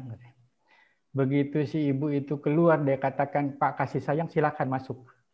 Rupanya 3-3-nya ikut masuk. Ibunya bilang, yang masuk harus 1 orang. Terus yang Kasih Sayang bilang, yang kekayaan bilang, kami berdua buta. Tidak butanya lah yang Kasih Sayang. Pak Kasih Sayang. Jadi kalau Pak Kasih Sayang masuk, maka kami, Pak Kekayaan dan Pak Kesuksesan juga harus ikut masuk, karena nanti kami tidak bisa melakukan apa-apa di luar. cerita yang ke-11 ini, ayat 7 sampai ke 19 ini adalah ibarat seperti itu, bahwa kekayaan itu akan membutakan kita. Bahkan ketika kita mencapai kesuksesan juga akan membutakan kita. Tetapi sebaliknya justru kasih sayanglah yang akan membuat kita bisa melihat di mana kita bisa memanfaatkan kekayaan supaya tidak sia-sia. Kira mudah-mudahan cerita inspiratif ini membantu kita bahwa kekayaan dan kesuksesan itu akan membutakan, sama dengan ayat yang keberapa itu yang mengatakan bahwa akan membuat manusia sibuk. Dia tidak tahu bahwa di ayat ke-19 waktunya sangat singkat untuk mengingat aku. Terima kasih Bu Lucy. Terima kasih Pak Nurdin. Ya, terima kasih. Pak Gunawan silakan. Saya nambahin aja deh. Pak. Karena kita lagi belajar pengkhotbah, coba buka pengkhotbah 12 ayat 7. Tadi pertanyaan Pak Hari kan, kenapa Yusuf enggak mencontoh kebudayaan, kepercayaan orang Mesir, di mana orang kaya itu dibalsem, kekayaannya diikut sertakan? Jawabannya, kalau saya lihat ya, ini jawabannya itu karena memang kepercayaannya lain. Antara Yusuf, yaitu dibesarkan dari Yakub dari Ishak, terus ya kalau diurut-urut. Tapi di dalam, saya kira selain di pengkhotbah ada juga di Saum, di Mazmur, tapi saya lupa ayatnya. Di pengkhotbah 12 ayat 7 dikatakan, kalau orang mati ini kebudayaan, kepercayaan orang zaman itu masih belum disebut Yahudi ya. Kepercayaan zamannya Israel dan sebelumnya, bahwa setelah mati badan itu kembali ke tanah, dari tanah menjadi tanah gitu. Kemudian rohnya kembali kepada Allah. Coba dibaca ya. Saya bacakan ayat 12, pengkhotbah 12 ayat 7. Dan debu kembali menjadi tanah. Maksudnya itu dalam bahasa Indonesia terjemahannya demikian ya. Tapi kalau dalam bahasa Inggris lebih jelas sebetulnya, bahwa kalau kita mati, badan kita tuh kembali ke tanah. Seperti semula. Karena dari mulanya ketika kita diciptakan, bahwa itu Allah mengambil tanah, kemudian setelah itu napasnya dihembuskan ke tanah tersebut menjadi manusia gitu. Jadi ini kembali seperti semula gitu. Di ayat 7 ya. Mungkin itu Pak Hari kalau saya tangkap dari apa yang baca dalam pengkhotbah. Baik, jadi itu masalah kebudayaan Pak ya. Sama seperti juga misalnya di bukan kebudayaan Pak, tapi masalah kepercayaan. Oke, kepercayaan. Saya cuma pengen melihat bahwa kayak misalnya di Tiongkok misalnya zaman kaisar-kaisar dulu juga sama kan, ada terakota ya kan, kaisarnya mati tapi yang dikubur banyak banget gitu loh. Ya. Betul Pak. Lalu sekarang pun masih sama Pak. Kalau mati malah kalau di Taiwan gitu bisa pakai kirim uang pakai ATM Pak. Oh iya, pakai segala macam di waktu ya bukan mobil beneran nih dari waktu hidup nggak punya mobil terus dikirim mobil gitu ya Pak ya. Tapi sekarang mereka udah buka ATM katanya Pak di. Oh pakai. Jadi pakai kartu plastik itu dibikinkan khusus. Di sana buat judi Pak. Kenapa ke Taiwan Pak Gunawan? Di sini juga begitu Pak Gunawan, dikirimi pesawat segala. Ya, itu kepercayaan. Jadi kepercayaan mereka demikian. Kalau di Mesir masih kurang praktis dia, di bawah semua. Nanti dirampok di jalan kan. Kalau orang Chinese modern lebih pinter dia. Jadi pakai ATM aja gitu.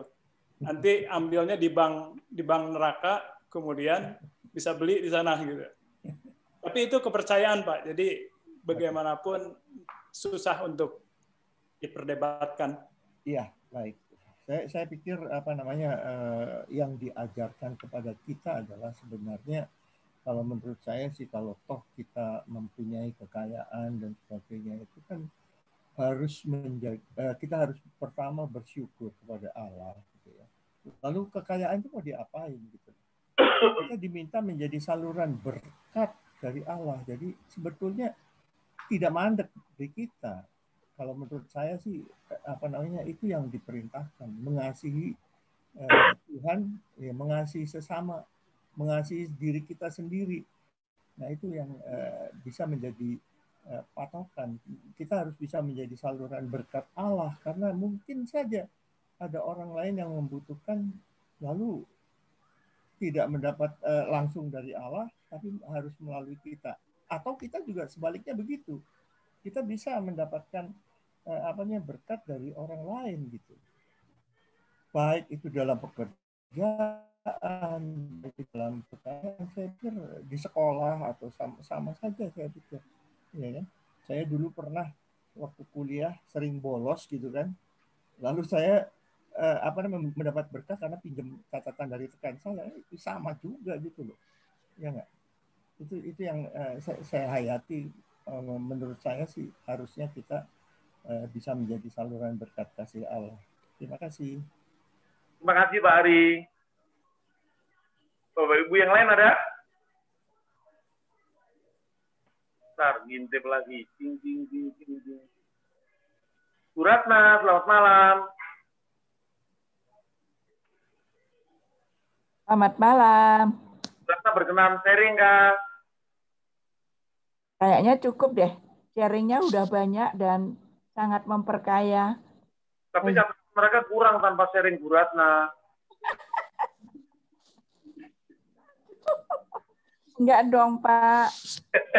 Semuanya udah cukup deh. Saya juga senang dengan setiap ini saya catat di sini, makin lama makin banyak nih poin-poinnya.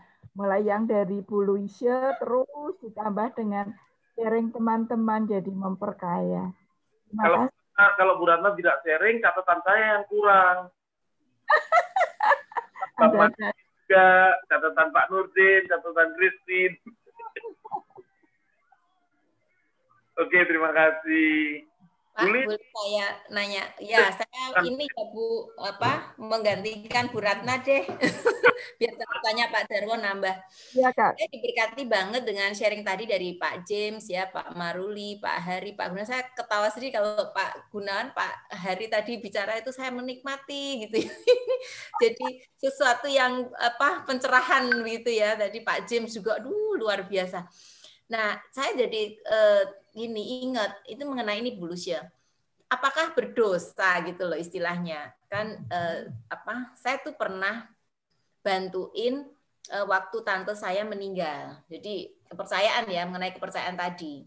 Nah, waktu tante saya masih hidup, dia sakit, saya sempat kunjungi, dia memang belum Kristen. Terus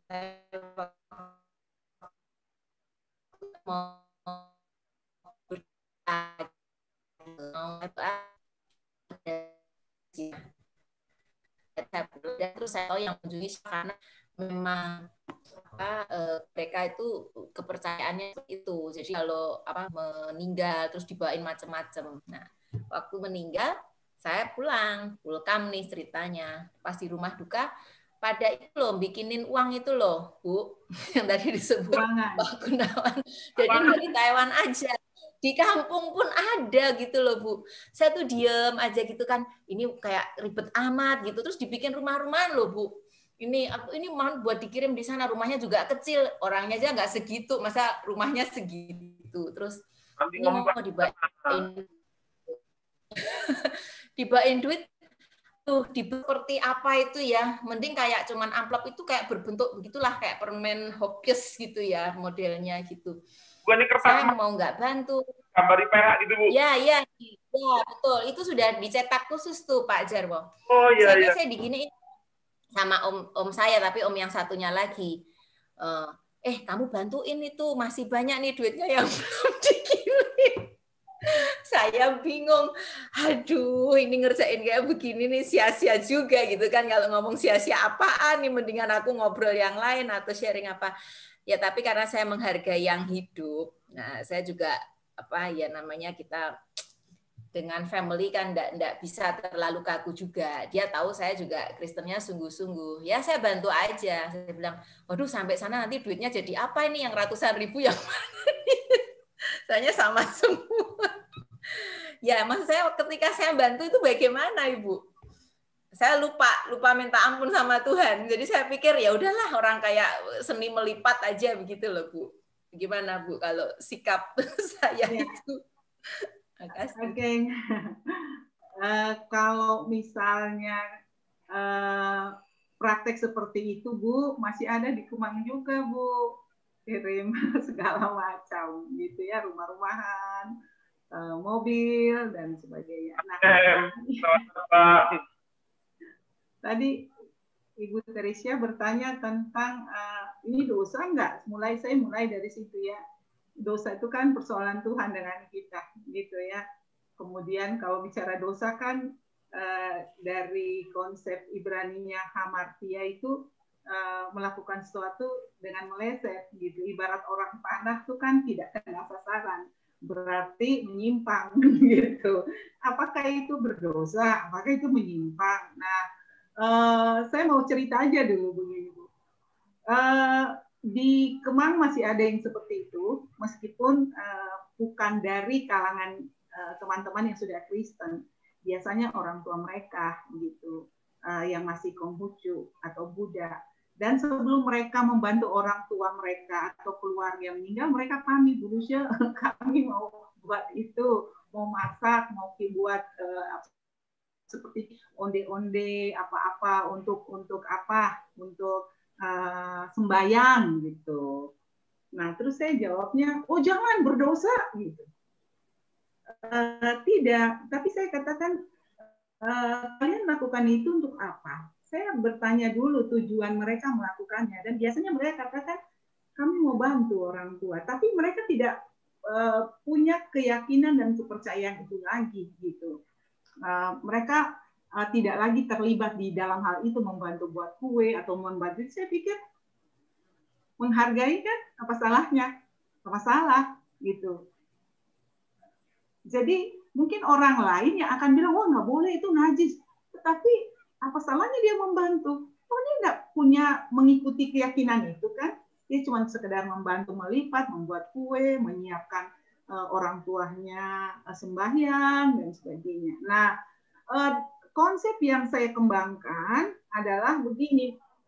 Saya juga diundang dari teman-teman Konghucu Buddha tatkala mereka meninggal. Karena anaknya anggota jemaat gereja, orang tuanya atau saudaranya akan berkata begini, karena anak Ma ini juga Kristen, boleh nggak didoakan? Boleh, gitu. Bukan saya katakan, oh nggak boleh, jangan. Oh boleh. Kapan doanya? Jam sekian, oke. Tapi saya bilang kepada teman-teman jemaat, anggota jemaat, kalian harus hadir loh, karena saya mimpin doa di sana. Nah, setelah Konghucu, kami yang berdoa secara Kristen, saya pasti bilang bahwa semua orang punya keyakinan sendiri-sendiri. Tatkala dia pulang, masing-masing orang punya keyakinan dan keyakinannya itu akan berlaku bagi dia. Karena saya Kristen, kami Kristen percaya Yesus, maka saya menjelaskan apa yang Yesus kerjakan untuk kami begitu. Misalnya kita tidak perlu lagi bawa kirim makanan, tidak perlu lagi uang, mobil. Kenapa? Karena Kristus sudah kerjakan itu untuk kita. Jadi kalau dari segi Kristen, orang Kristen yang percaya Yesus, ya Yesus sudah kerjakan sehingga hal itu tidak lagi kami lakukan. Kalau secara Konghucu Buddha ya silakan, itu kan yang dia yakini gitu. Itu pengalaman saya seperti itu, sering terjadi. Saya sering diminta khotbah teman-teman Konghucu Buddha waktu mereka meninggal, dan saya menceritakan apa yang saya tahu tentang Yesus. Begitu. Kalau mereka yakini apa yang mereka yakini, mereka lakukan apa yang mereka yakini, kan silakan, itu yang dia pahami. Tapi kalau sebagai orang yang percaya kepada Kristus kan kita punya konsep keselamatan sendiri. Kita punya pemahaman bahwa saya tidak akan melakukan itu untuk diri saya karena Kristus sedang melakukannya. Gitu Ibu Teresia. Terima kasih Bu Luisa. Dasar motivasinya ya Bu ya. Terima kasih Bu. Ya. Kita sering sekali tapi kan tentang orang yang bertanya, boleh nggak sih ngucapin Natal ke orang Kristen pada waktu Natal, itu kan? Kan sama aja itu. Itu kita berada dalam posisi itu, gitu kan? Apa sih tujuan kita lakukan itu? Allah membuat dia bahagia. Bukankah itu perintah Tuhan? Memuliakan Tuhan dengan membahagiakan orang. Terima kasih. Pak Gunawan, tadi mau bicara, silakan Pak Gunawan. Saya mau ini aja teringat kalau cerita dalam Bible itu ada beberapa gitu di Alkitab. Satunya di Kisah Para Rasul itu. Satu saat Petrus itu mimpinya sampai 3 kali. Petrus tuh orang Yahudi yang katakanlah strict ya tadinya. Jadi kalau makan babi itu pasti nggak mau dia, mati-matian nggak mau. Tapi satu saat dia dikasih mimpi dan dari langit itu turun makanan macam-macam gitu, makanan najis, makanan haram kabeh. Disuruh makan. Terus Petrus bilang nggak mau sampai 3 kali. Kemudian dia terbangun, kemudian dikisahkan, kemudian dia tuh harus pergi ke Samaria, dan di Samaria itu berjumpa dengan orang-orang yang bukan Yahudi, yang najis dia sebetulnya. Tetapi dengan diberitahukan oleh Allah langsung dalam visinya seperti itu, jadi dia bisa menerima gitu. Itu juga satu ingatan buat kita. Apa yang menjadi najis itu bukan apa yang masuk ke dalam tubuh, tetapi apa yang keluar dari tubuh gitu. Itu saya kira agak paralel dengan, walaupun bentuknya tidak sama ya, karena ini bukan dimakan, tapi bisa juga itu kan ada makan bekas sembayangan gitu ya. Terus gimana gitu? Ada orang bersikap nggak mau, sama sekali menolak gitu. Tapi di lain pihak ada orang yang bisa menerima dan mau dengan landasan seperti tadi. Pak Jarwo. Ya, Pak Ari, monggo Pak Ari. Ada cerita nih Pak Jarwo. Ya, Pak Ari, saya suka dengar cerita. Ya, ini Gereja Katolik Stefanus kan kita tahu ya, karena saya waktu itu kerjasama Operasi Katara kan dengan mereka gitu loh. Jadi saya kenal banyak aktivis-aktivis di sana. Lalu satu saat dia cerita pada waktu tahun baru Imlek itu Gereja Katolik Stefanus panggil barongsai. Di kita rasanya nggak bakal berani gitu ya. Gereja Katolik berani panggil barongsai. Sebetulnya mereka mengatakan bahwa loh itu kan permasalahannya bukan masalah kepercayaan. Itu adalah masalah kebudayaan yang sebetulnya pada waktu zaman Soeharto dilarang. Gus Dur yang membebaskan itu, kebudayaan itu boleh gitu ya. Jadi kayak tadi Pak Jarwo mengatakan, mengucapkan selamat Natal, budaya kita memang mengucapkan selamat Natal, mestinya nggak apa-apa gitu loh. Begitu juga pada waktu tahun baru Imlek. Padahal boleh cari dari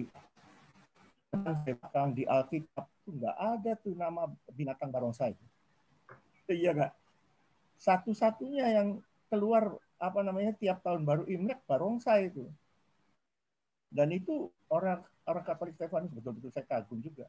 Argumentasinya hanya soal saya bukan percaya kepada barongsai, yang sama seperti misalnya kalau kita menuduh atau kita mengata-ngatai orang Katolik, kenapa mesti Bunda Maria di ini kan? Jadi itu kadang-kadang mau menang diri juga, padahal belum tentu benar juga apa yang kita lakukan gitu ya. Satu lagi nih Pak Jarwo. Iya Pak. Satu lagi, saya baca kitab bukunya Pak Andar. Dia cerita waktu kecil. Saya sebetulnya juga sama kan dari keluarga yang bukan Kristen gitu loh. Waktu kecil saya juga ada tempat abu itu sembahyang juga gitu loh. Gitu. Jadi saya nggak nutup-nutupi. Itu rupanya persis. Pendeta Andar itu juga sama. Engkongnya, emaknya bukan engkongnya. Dia cerita emaknya gitu loh. Bahwa dia ke kuburan engkongnya, di sana sembahyang. Dia sembahyang ya nggak apa-apa gitu. Karena apa? Yang penting sebetulnya bukan keyakinan kita yang luntur, tetapi menghargai leluhur. Karena kalau tanpa ada leluhur, nggak ada kita. Itu argumentasinya dari pendeta Andar gitu ya. Jadi kalau tadi Pak Gunawan mengatakan makan bekas sembahyang, kadang-kadang ada yang nggak. Saya terus terang dulu juga begitu Pak. Sampai orang tua saya kalau mau lagi tahun baru kayak gitu, karena setelah saya jadi Kristen itu masak khusus untuk itu gitu. Pokoknya yang bekas sembahyang nggak boleh, saya nggak mau makan gitu Pak. Dimasakin khusus. Sekarang saya mikir-mikir yang tadi Pak Gunawan katakan, yang masuk itu nggak bakal menajiskan kok. Yang keluar, karena apa? Yang keluar dari dalam hati kita, dari pikiran kita. Tadi siapa yang menyinggung itu iri hati? Itu yang kadang-kadang membuat kita jatuh dalam dosa gitu. Kita iri hati pada orang lain. Itu yang membuat kita jadi bertindak salah gitu. Tapi kalau soal kebudayaan mestinya dilestarikan juga, karena ya terang aja sih budaya gitu ya, nggak merubah apa-apa budaya. Terima kasih Pak. Terima kasih Pak Hari. Saya ingin nanggepin aja sih ya. Bu Lisa, saya boleh nanggepin dulu ya. Bapak Ibu, peristiwa Petrus yang diceritakan Pak Gunawan tadi, yang bukan mimpi, Petrus tidak mimpi, Petrus sadar. Petrus diingkupi oleh Roh Allah, dikatakan begitu. Jadi tidak mimpi, Petrus mendapat vision. Itu memutarbalikkan najis atau tidak najis. Kalau dulu orang percaya bahwa yang menajiskan itu adalah apa yang dimakan. Tapi ketika Yesus mengatakan bukan yang masuk ke mulutmu yang menajiskan kamu, tapi yang keluar dari mulutmu yang menajiskan kamu, itu dikuatkan oleh hal ini juga. Ternyata bukan hal itu yang menajiskan gitu. Seringkali di dalam menilai itu kita masih tetap seperti itu. Menjadi Kristen itu tidak harus menjadi Yahudi. Jadi Kristen tidak harus menjadi Yunani gitu. Menjadi Kristen ya sudah, orang Jawa Kristen harus ya Jawa. Orang Indonesia begitu aja loh. Seringkali kita terlalu sensitif terhadap fenomena, terhadap hal-hal kembangannya itu. Tetapi kita tidak memperhatikan bagaimana cara kita hidup. Kita berespon terhadap orang-orang di sekitar. Kita menjauhi larangan-larangan yang ada di Taurat gitu ya. Tapi kita menjengkelkan sekali bagi orang lain itu. Kita gampang judgement. Kita memilih, kalau ini ditemenin, kalau ini enggak. Bukankah kehidupan seperti itu yang menajiskan kita sebetulnya? Yang tidak dikehendaki oleh Tuhan itu. Gaya tadi menjadi begitu juga gitu. Kita senang sekali ya kalau ada ulama yang menjelaskan ke umatnya, nggak apa ngucapan Natal itu cuma ngucapin aja. Kita senang sekali gitu. Tetapi kita tidak merefleksikan kepada kita bagaimana cara kita melihat saudara-saudara kita ngimlek gitu.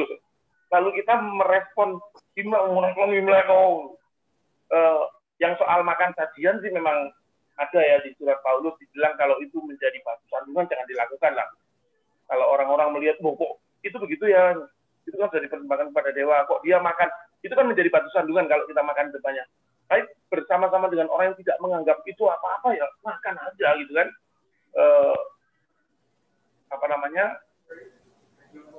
Yang itu jelas lah, yang itu jelas dibedakan. Ya kita ada gitu. Mungkin itu dulu Bu Lucia. Terima kasih Bu. Pak Nurdin silakan. Pak Yosef ya? Ya Pak Yosef, silakan. Bu Lucia. Silakan Pak Yosef. Oh, selamat malam Bu Lucia. Selamat malam Pak. Saya baca yang dari kesia-siaan kekayaan itu jadi gimana ya? Kok jadi takut gitu ya? Gitu.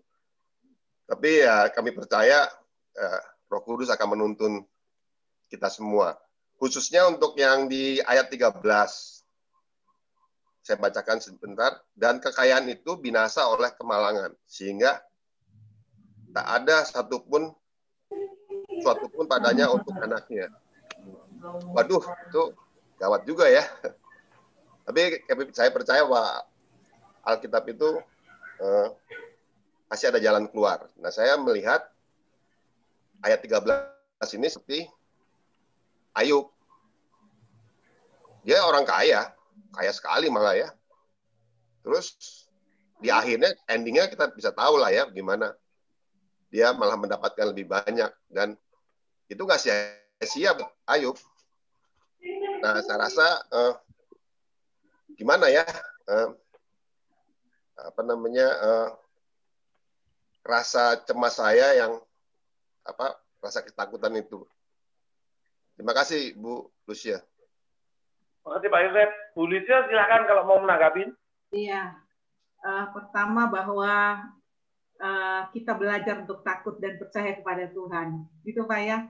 Nggak usah takut dengan ayat 13 ini. Memang kalau baca ayat 13 itu kan kekayaan itu binasa oleh kemalangan. Kemalangan itu kan banyak Pak. Misalnya yang saya katakan tadi bahwa bisa saja kita orang, bisa saja kecurian, bisa saja bencana alam.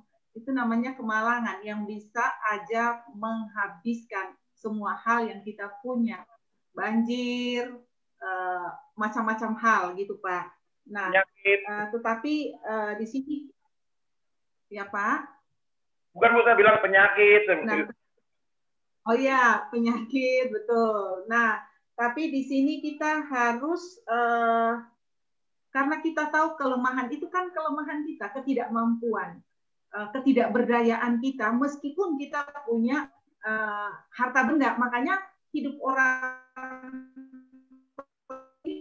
tidak menggantungkan harapan atau kehidupannya kan kekayaan, tetapi harus kepada Tuhan kan, meskipun dia punya segala macam hal, tetapi hidupnya tidak tergantung hal itu. Nah, saya mau coba di Lukas pasal 12 itu Pak, yang cerita orang kaya yang bodoh. Kan kita harusnya jadi orang kaya yang pintar, yang berhikmat kan. Yang orang kaya bodoh kan bercerita bahwa dia sudah punya planning nih, besok mau ini. Kemudian Tuhan malam ini kau berangkat pulang gitu, tinggalkan semua itu. Padahal dia sudah simpen nih, sudah siapkan 7 turunan katakanlah. Tapi Tuhan katakan enggak. Dalam perumpamaan itu hari ini pun artinya yang engkau simpan itu, yang engkau timbun itu kan begitu. Nah, ini mau berbicara bahwa apa saja yang kita lakukan dalam kehidupan kita kan kita bergantung percaya pada Tuhan. Jadi kita nggak perlu takut atau tidak perlu khawatir. Saya ambil contoh lagi misalnya COVID ini kan kita tidak pernah membayangkan bahwa di tahun 2020 ini kita masuk 2020 kemudian dengan COVID. Kita pasti sudah punya planning kan, rencana nanti bulan Juni, bulan Juli, Agustus, liburan, akan mau ke sini, lakukan ini, dan sebagainya kan. Kan COVID ini jadi rem kita, sehingga kita kembali seperti pengkhotbah ini, melihat dan merenungkan, kemudian kita merefleksikan sebenarnya apa yang terjadi dalam kehidupan kita.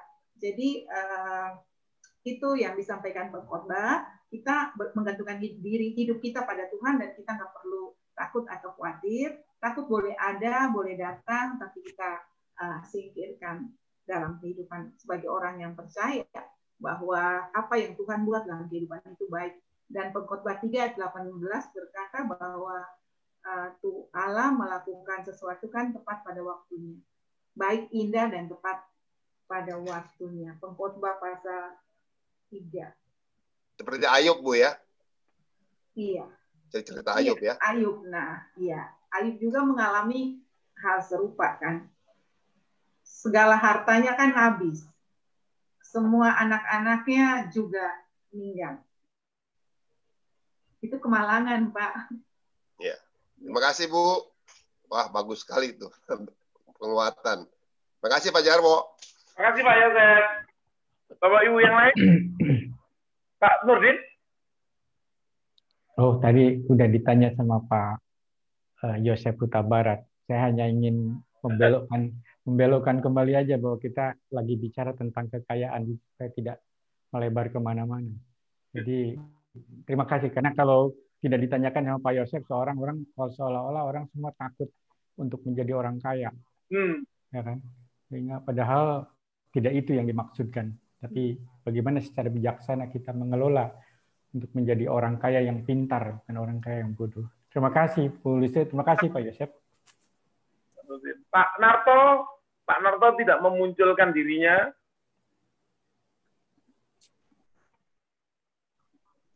Pak Narto, ada pertanyaan ke Bu Lili? Ya, nggak ada yang di-share. Saya datangnya terlambat, terus kita mendengarkan aja ya. Ya, Pak Narto, thank you, Pak Narto. Pak David? Pak David Jaya? Tadi, Pak, silakan, Pak.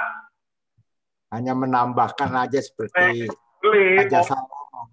Raja Salomo, Pak. Ya. Ya. Di Amsal kan dinyatakan ya. Amsal 11 ayat 24. Ada yang menyebar harta tetapi bertambah kaya. Ada yang menghemat secara luar biasa namun selalu berkekurangan. Nah, ini kan seolah-olah kan ada suatu yang paradoks, Pak. Paradoks, kontradiksi gitu, Pak. Iya. Berarti kekayaan itu memang tidak ada sia-sianya.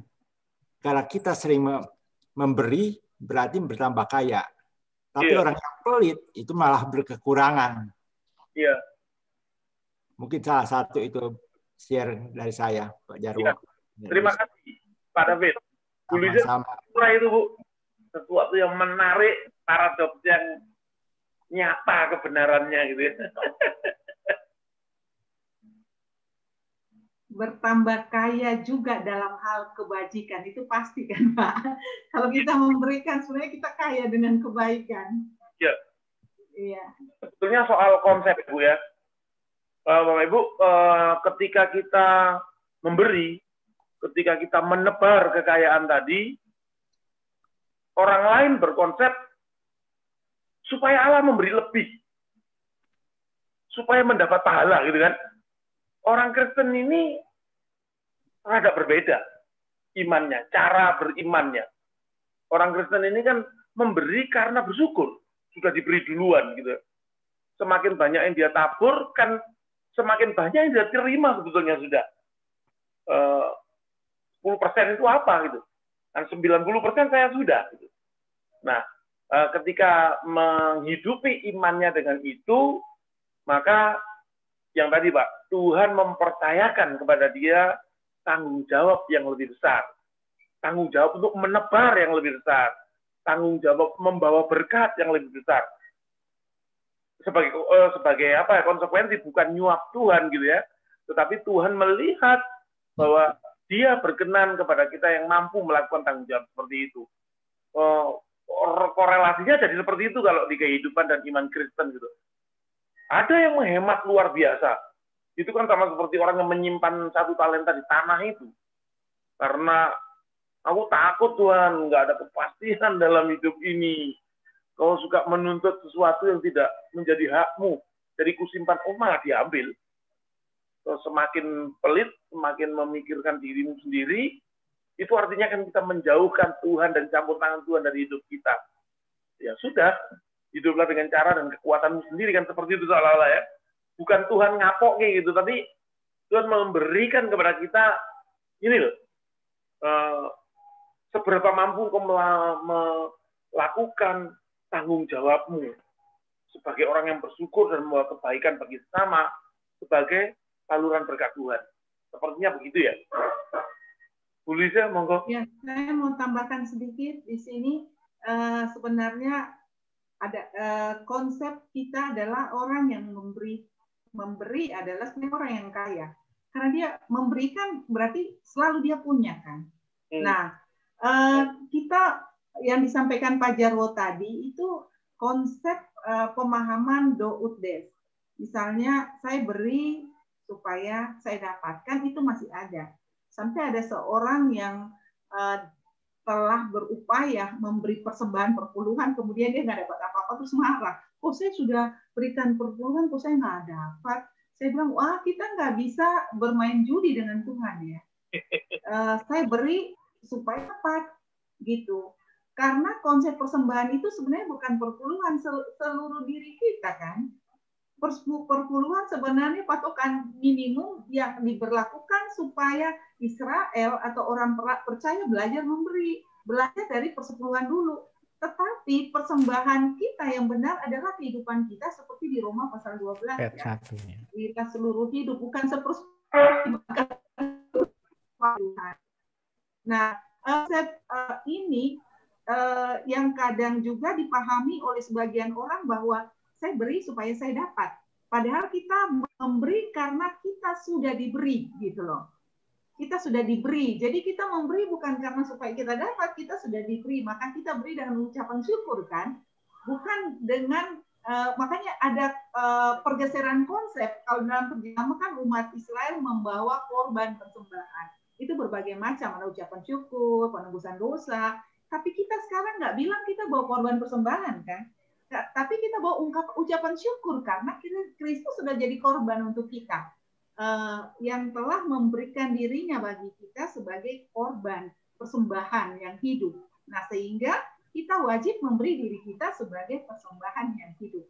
Memberinya dalam hal apa? Ya dalam bentuk uang, materi, atau waktu, tenaga, dan segala macam hal sebagai ungkapan syukur. Jadi kita memberi karena kita sudah diberi. Nah, saya mau lanjut nih Pak Jarwo, dari chat saya baca ada penjelasan dari 2 Korintus pasal 8 ayat 9 ini. Karena ada kaitan nih. Bunyinya saya baca, karena kamu telah mengenal kasih karunia Tuhan kita Yesus Kristus, bahwa Ia yang oleh karena kamu menjadi miskin, sekalipun Ia kaya, supaya kamu menjadi kaya oleh karena kemiskinannya. Gitu. Jadi ayat ini mau mengatakan bahwa karena kita Yesus menjadi miskin itu jelas sekali kan, lahir di Bethlehem dan kita tahu dia itu Tuhan kaya kan sebenarnya, tapi menjadi manusia dalam kondisi dalam keadaan miskin supaya bisa diterima oleh banyak orang, begitu kan. Nah, kemudian dalam ayat ini supaya kamu menjadi kaya oleh kemiskinannya, ini kadang-kadang disalah pahami oleh beberapa kalangan bahwa menjadi Kristen karena Yesus sudah menjadi miskin untuk kita, kita harus kaya. Orang Kristen harus kaya. Kalau nggak kaya bukan orang Kristen, nggak percaya, nggak beriman kan gitu. Nah, ini teologi kemakmuran. Kalau saya Kristen, saya mesti kaya loh, karena Kristus sudah mati untuk saya dan Kristus adalah kaya. Nah, ini kaya yang dimaksudkan di sini adalah kaya secara rohani. Kita memperoleh kehidupan kekal bersama Bapa di sorga. Kalau sekarang kita ikut Kristus kemudian gak kaya, ya bersyukurlah. Kalau kita kaya berarti Tuhan sedang memberikan kita juga sebuah beban. Makanya ada firman yang berkata di Korintus, kamu dibebani bukan supaya orang lain mendapat keringanan, tetapi supaya ada keseimbangan. Karena masing-masing Tuhan percayakan kita kan berbeda-beda. Ada 1, ada 2, ada 3, ada 5, dan selanjutnya. Nah, bagaimana kita mempergunakan itu bagi kemuliaan Tuhan. Demikian yang bisa saya sampaikan dari ayat tersebut. Bapak Ibu, pertanyaan terakhir atau sharing terakhir kalau ada. Intinya Pak Jarwo, khotbah dari Bu Lucia ini mestinya dikhotbahkan sering-sering di mimbar gitu loh. Karena kalau kita kan cuma berapa puluh orang nih, kalau di mimbar kan ratusan jemaat gitu. Pengarahan mengenai persembahan ini sangat kurang di GKI Pondok Indah. Mungkin Ibu Luis satu saat harus bicara lagi bagaimana kita sebagai orang Kristen itu diberi berkat oleh Allah dan harus menjadi saluran berkat. Karena kalau ditahan berkat Allah, mampet semua juga nggak ada gunanya. Gitu. Itu yang minggu lalu saya juga mengenai hal ini. agar supaya dari atas mimbar itu selalu diingatkan apa tugas kita. Setuju dengan Pak Hari. Mestinya banyak dikotbahkan perpuluhan, persembahan. Itu memang bagian daripada ibadah. Jadi jemaat juga berhak untuk tahu lebih banyak gitu. Ini mungkin Pak Jarwo ada nih masuk ke dalam Bang Mat, mungkin diskedulkan bagaimana. Ini ceritanya kerja sosial dulu nih, mana ininya gitu. Perpuluhan juga bagian dari ibadah, bukan cuma kerja sosial kan. Terima kasih masukannya Bapak-Bapak. Ya, Pak. Disampaikan. Ya, saya bersyukur banget hari ini bisa ikut Patibulung, dan tidak kebetulan yang terakhir tadi Bu Lucia menjelaskan tentang persembahan ya, bahkan seluruh hidup kita, dan direspon oleh Pak Hari, Pak Gunawan. Tidak kebetulan tadi siang saya ada kelas pelatihan teologi dan ada pertanyaan yang sama gitu. Justru dari denominasi dari gereja lain, Bu. Jadi perpuluhan. Bahkan kalau bilang 10% itu enggak. Kalau kita benar ya Bu ya, bukan 10% aja atau bahkan bisa lebih kan Bu, karena ada yang untuk hari raya ya. Ada itu pun perpuluhan bukan bentuknya uang zaman dulu ya Bu, hasil bumi ya, hasil itu. Dan ada lagi untuk janda-janda, jadi lebih banyak, bukan 10% aja. Nah, bagaimana dengan kita sekarang? Wah, kalau satu nggak mengikuti hukum Taurat, ya nggak bisa kan gitu Bu. Kalau satu diikutin harus semua. Nah, kita hukum dalam Kristus diberi itu. Saya terima kasih Bu, persembahan yang hidup ya, sepenuh hidup, seluruh hidup kita. Setuju sih Pak, kalau boleh dibahas lagi itu biar kadang membingungkan Pak itu kalau yang belum ngerti ya Pak ya. Jadi memberi itu kayaknya perpuluhan nanti. Ya itu tadi benar Bu Lisha. Ada kesaksian saya juga pernah dengar. Saya udah memberi perpuluhan. Kok bisnis saya gagal? Lah yang disalahin Tuhan. Alkitab nggak pernah salah, Tuhan nggak pernah salah. Bagaimana kitanya ini kali yang salah kali memahaminya. Ya terima kasih Bapak Ibu. Oke, terima kasih Bapak Ibu usulnya. Itu baik. Dan saya pikir memang perlu dilanjutkan. Pak Nurdin, di dalam pembicaraan nanti sampaikan Pak Nurdin. Oke, Bapak Ibu, saya pikir kita selesai di sini Patibulung. Kita minta kata penutup dulu aja. Iya. Silakan Ibu. Kata penutup dari saya, kata penutup dari saya,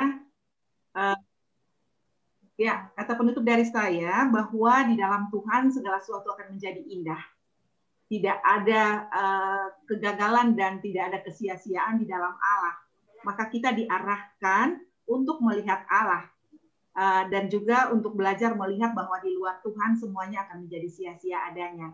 Nah, kata-kata yang sering kita dengar bahwa dengan uang kita bisa membeli tempat tidur, tapi kita tidak bisa membeli tidur nyaman. Dengan uang kita bisa membeli obat, tapi kita tidak bisa membeli kesehatan.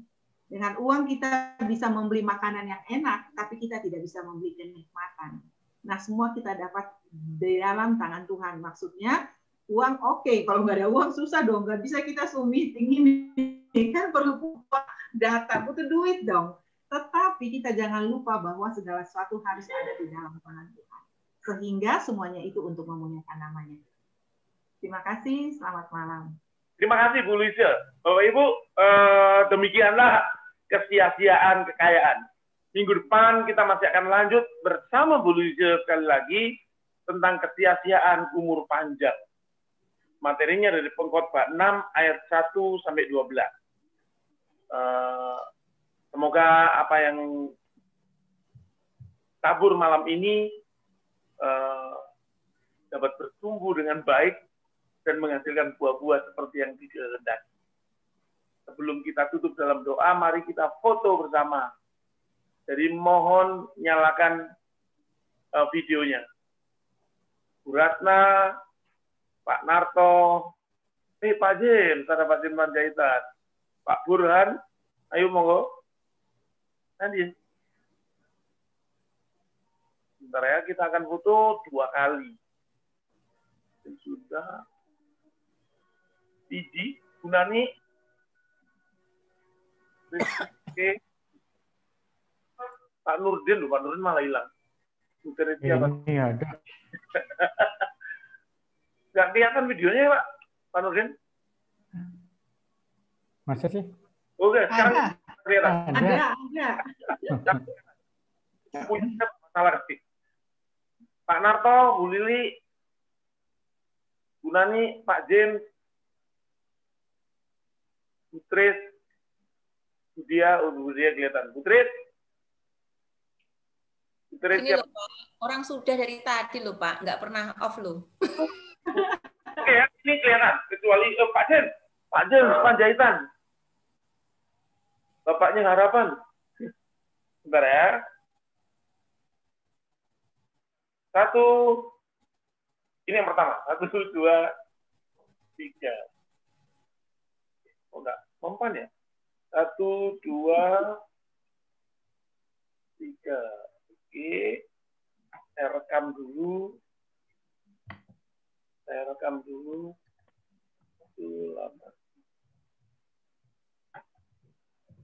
Oke. Sekarang lembar kedua.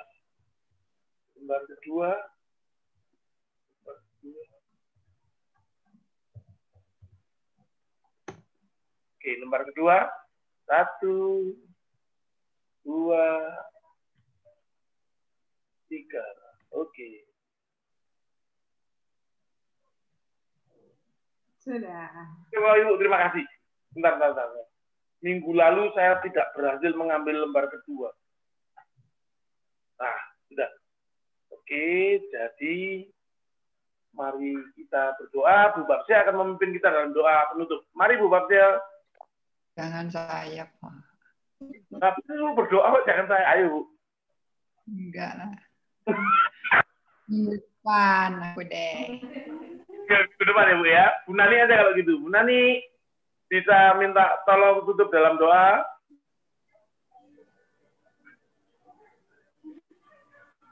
Unmute dulu, Bu.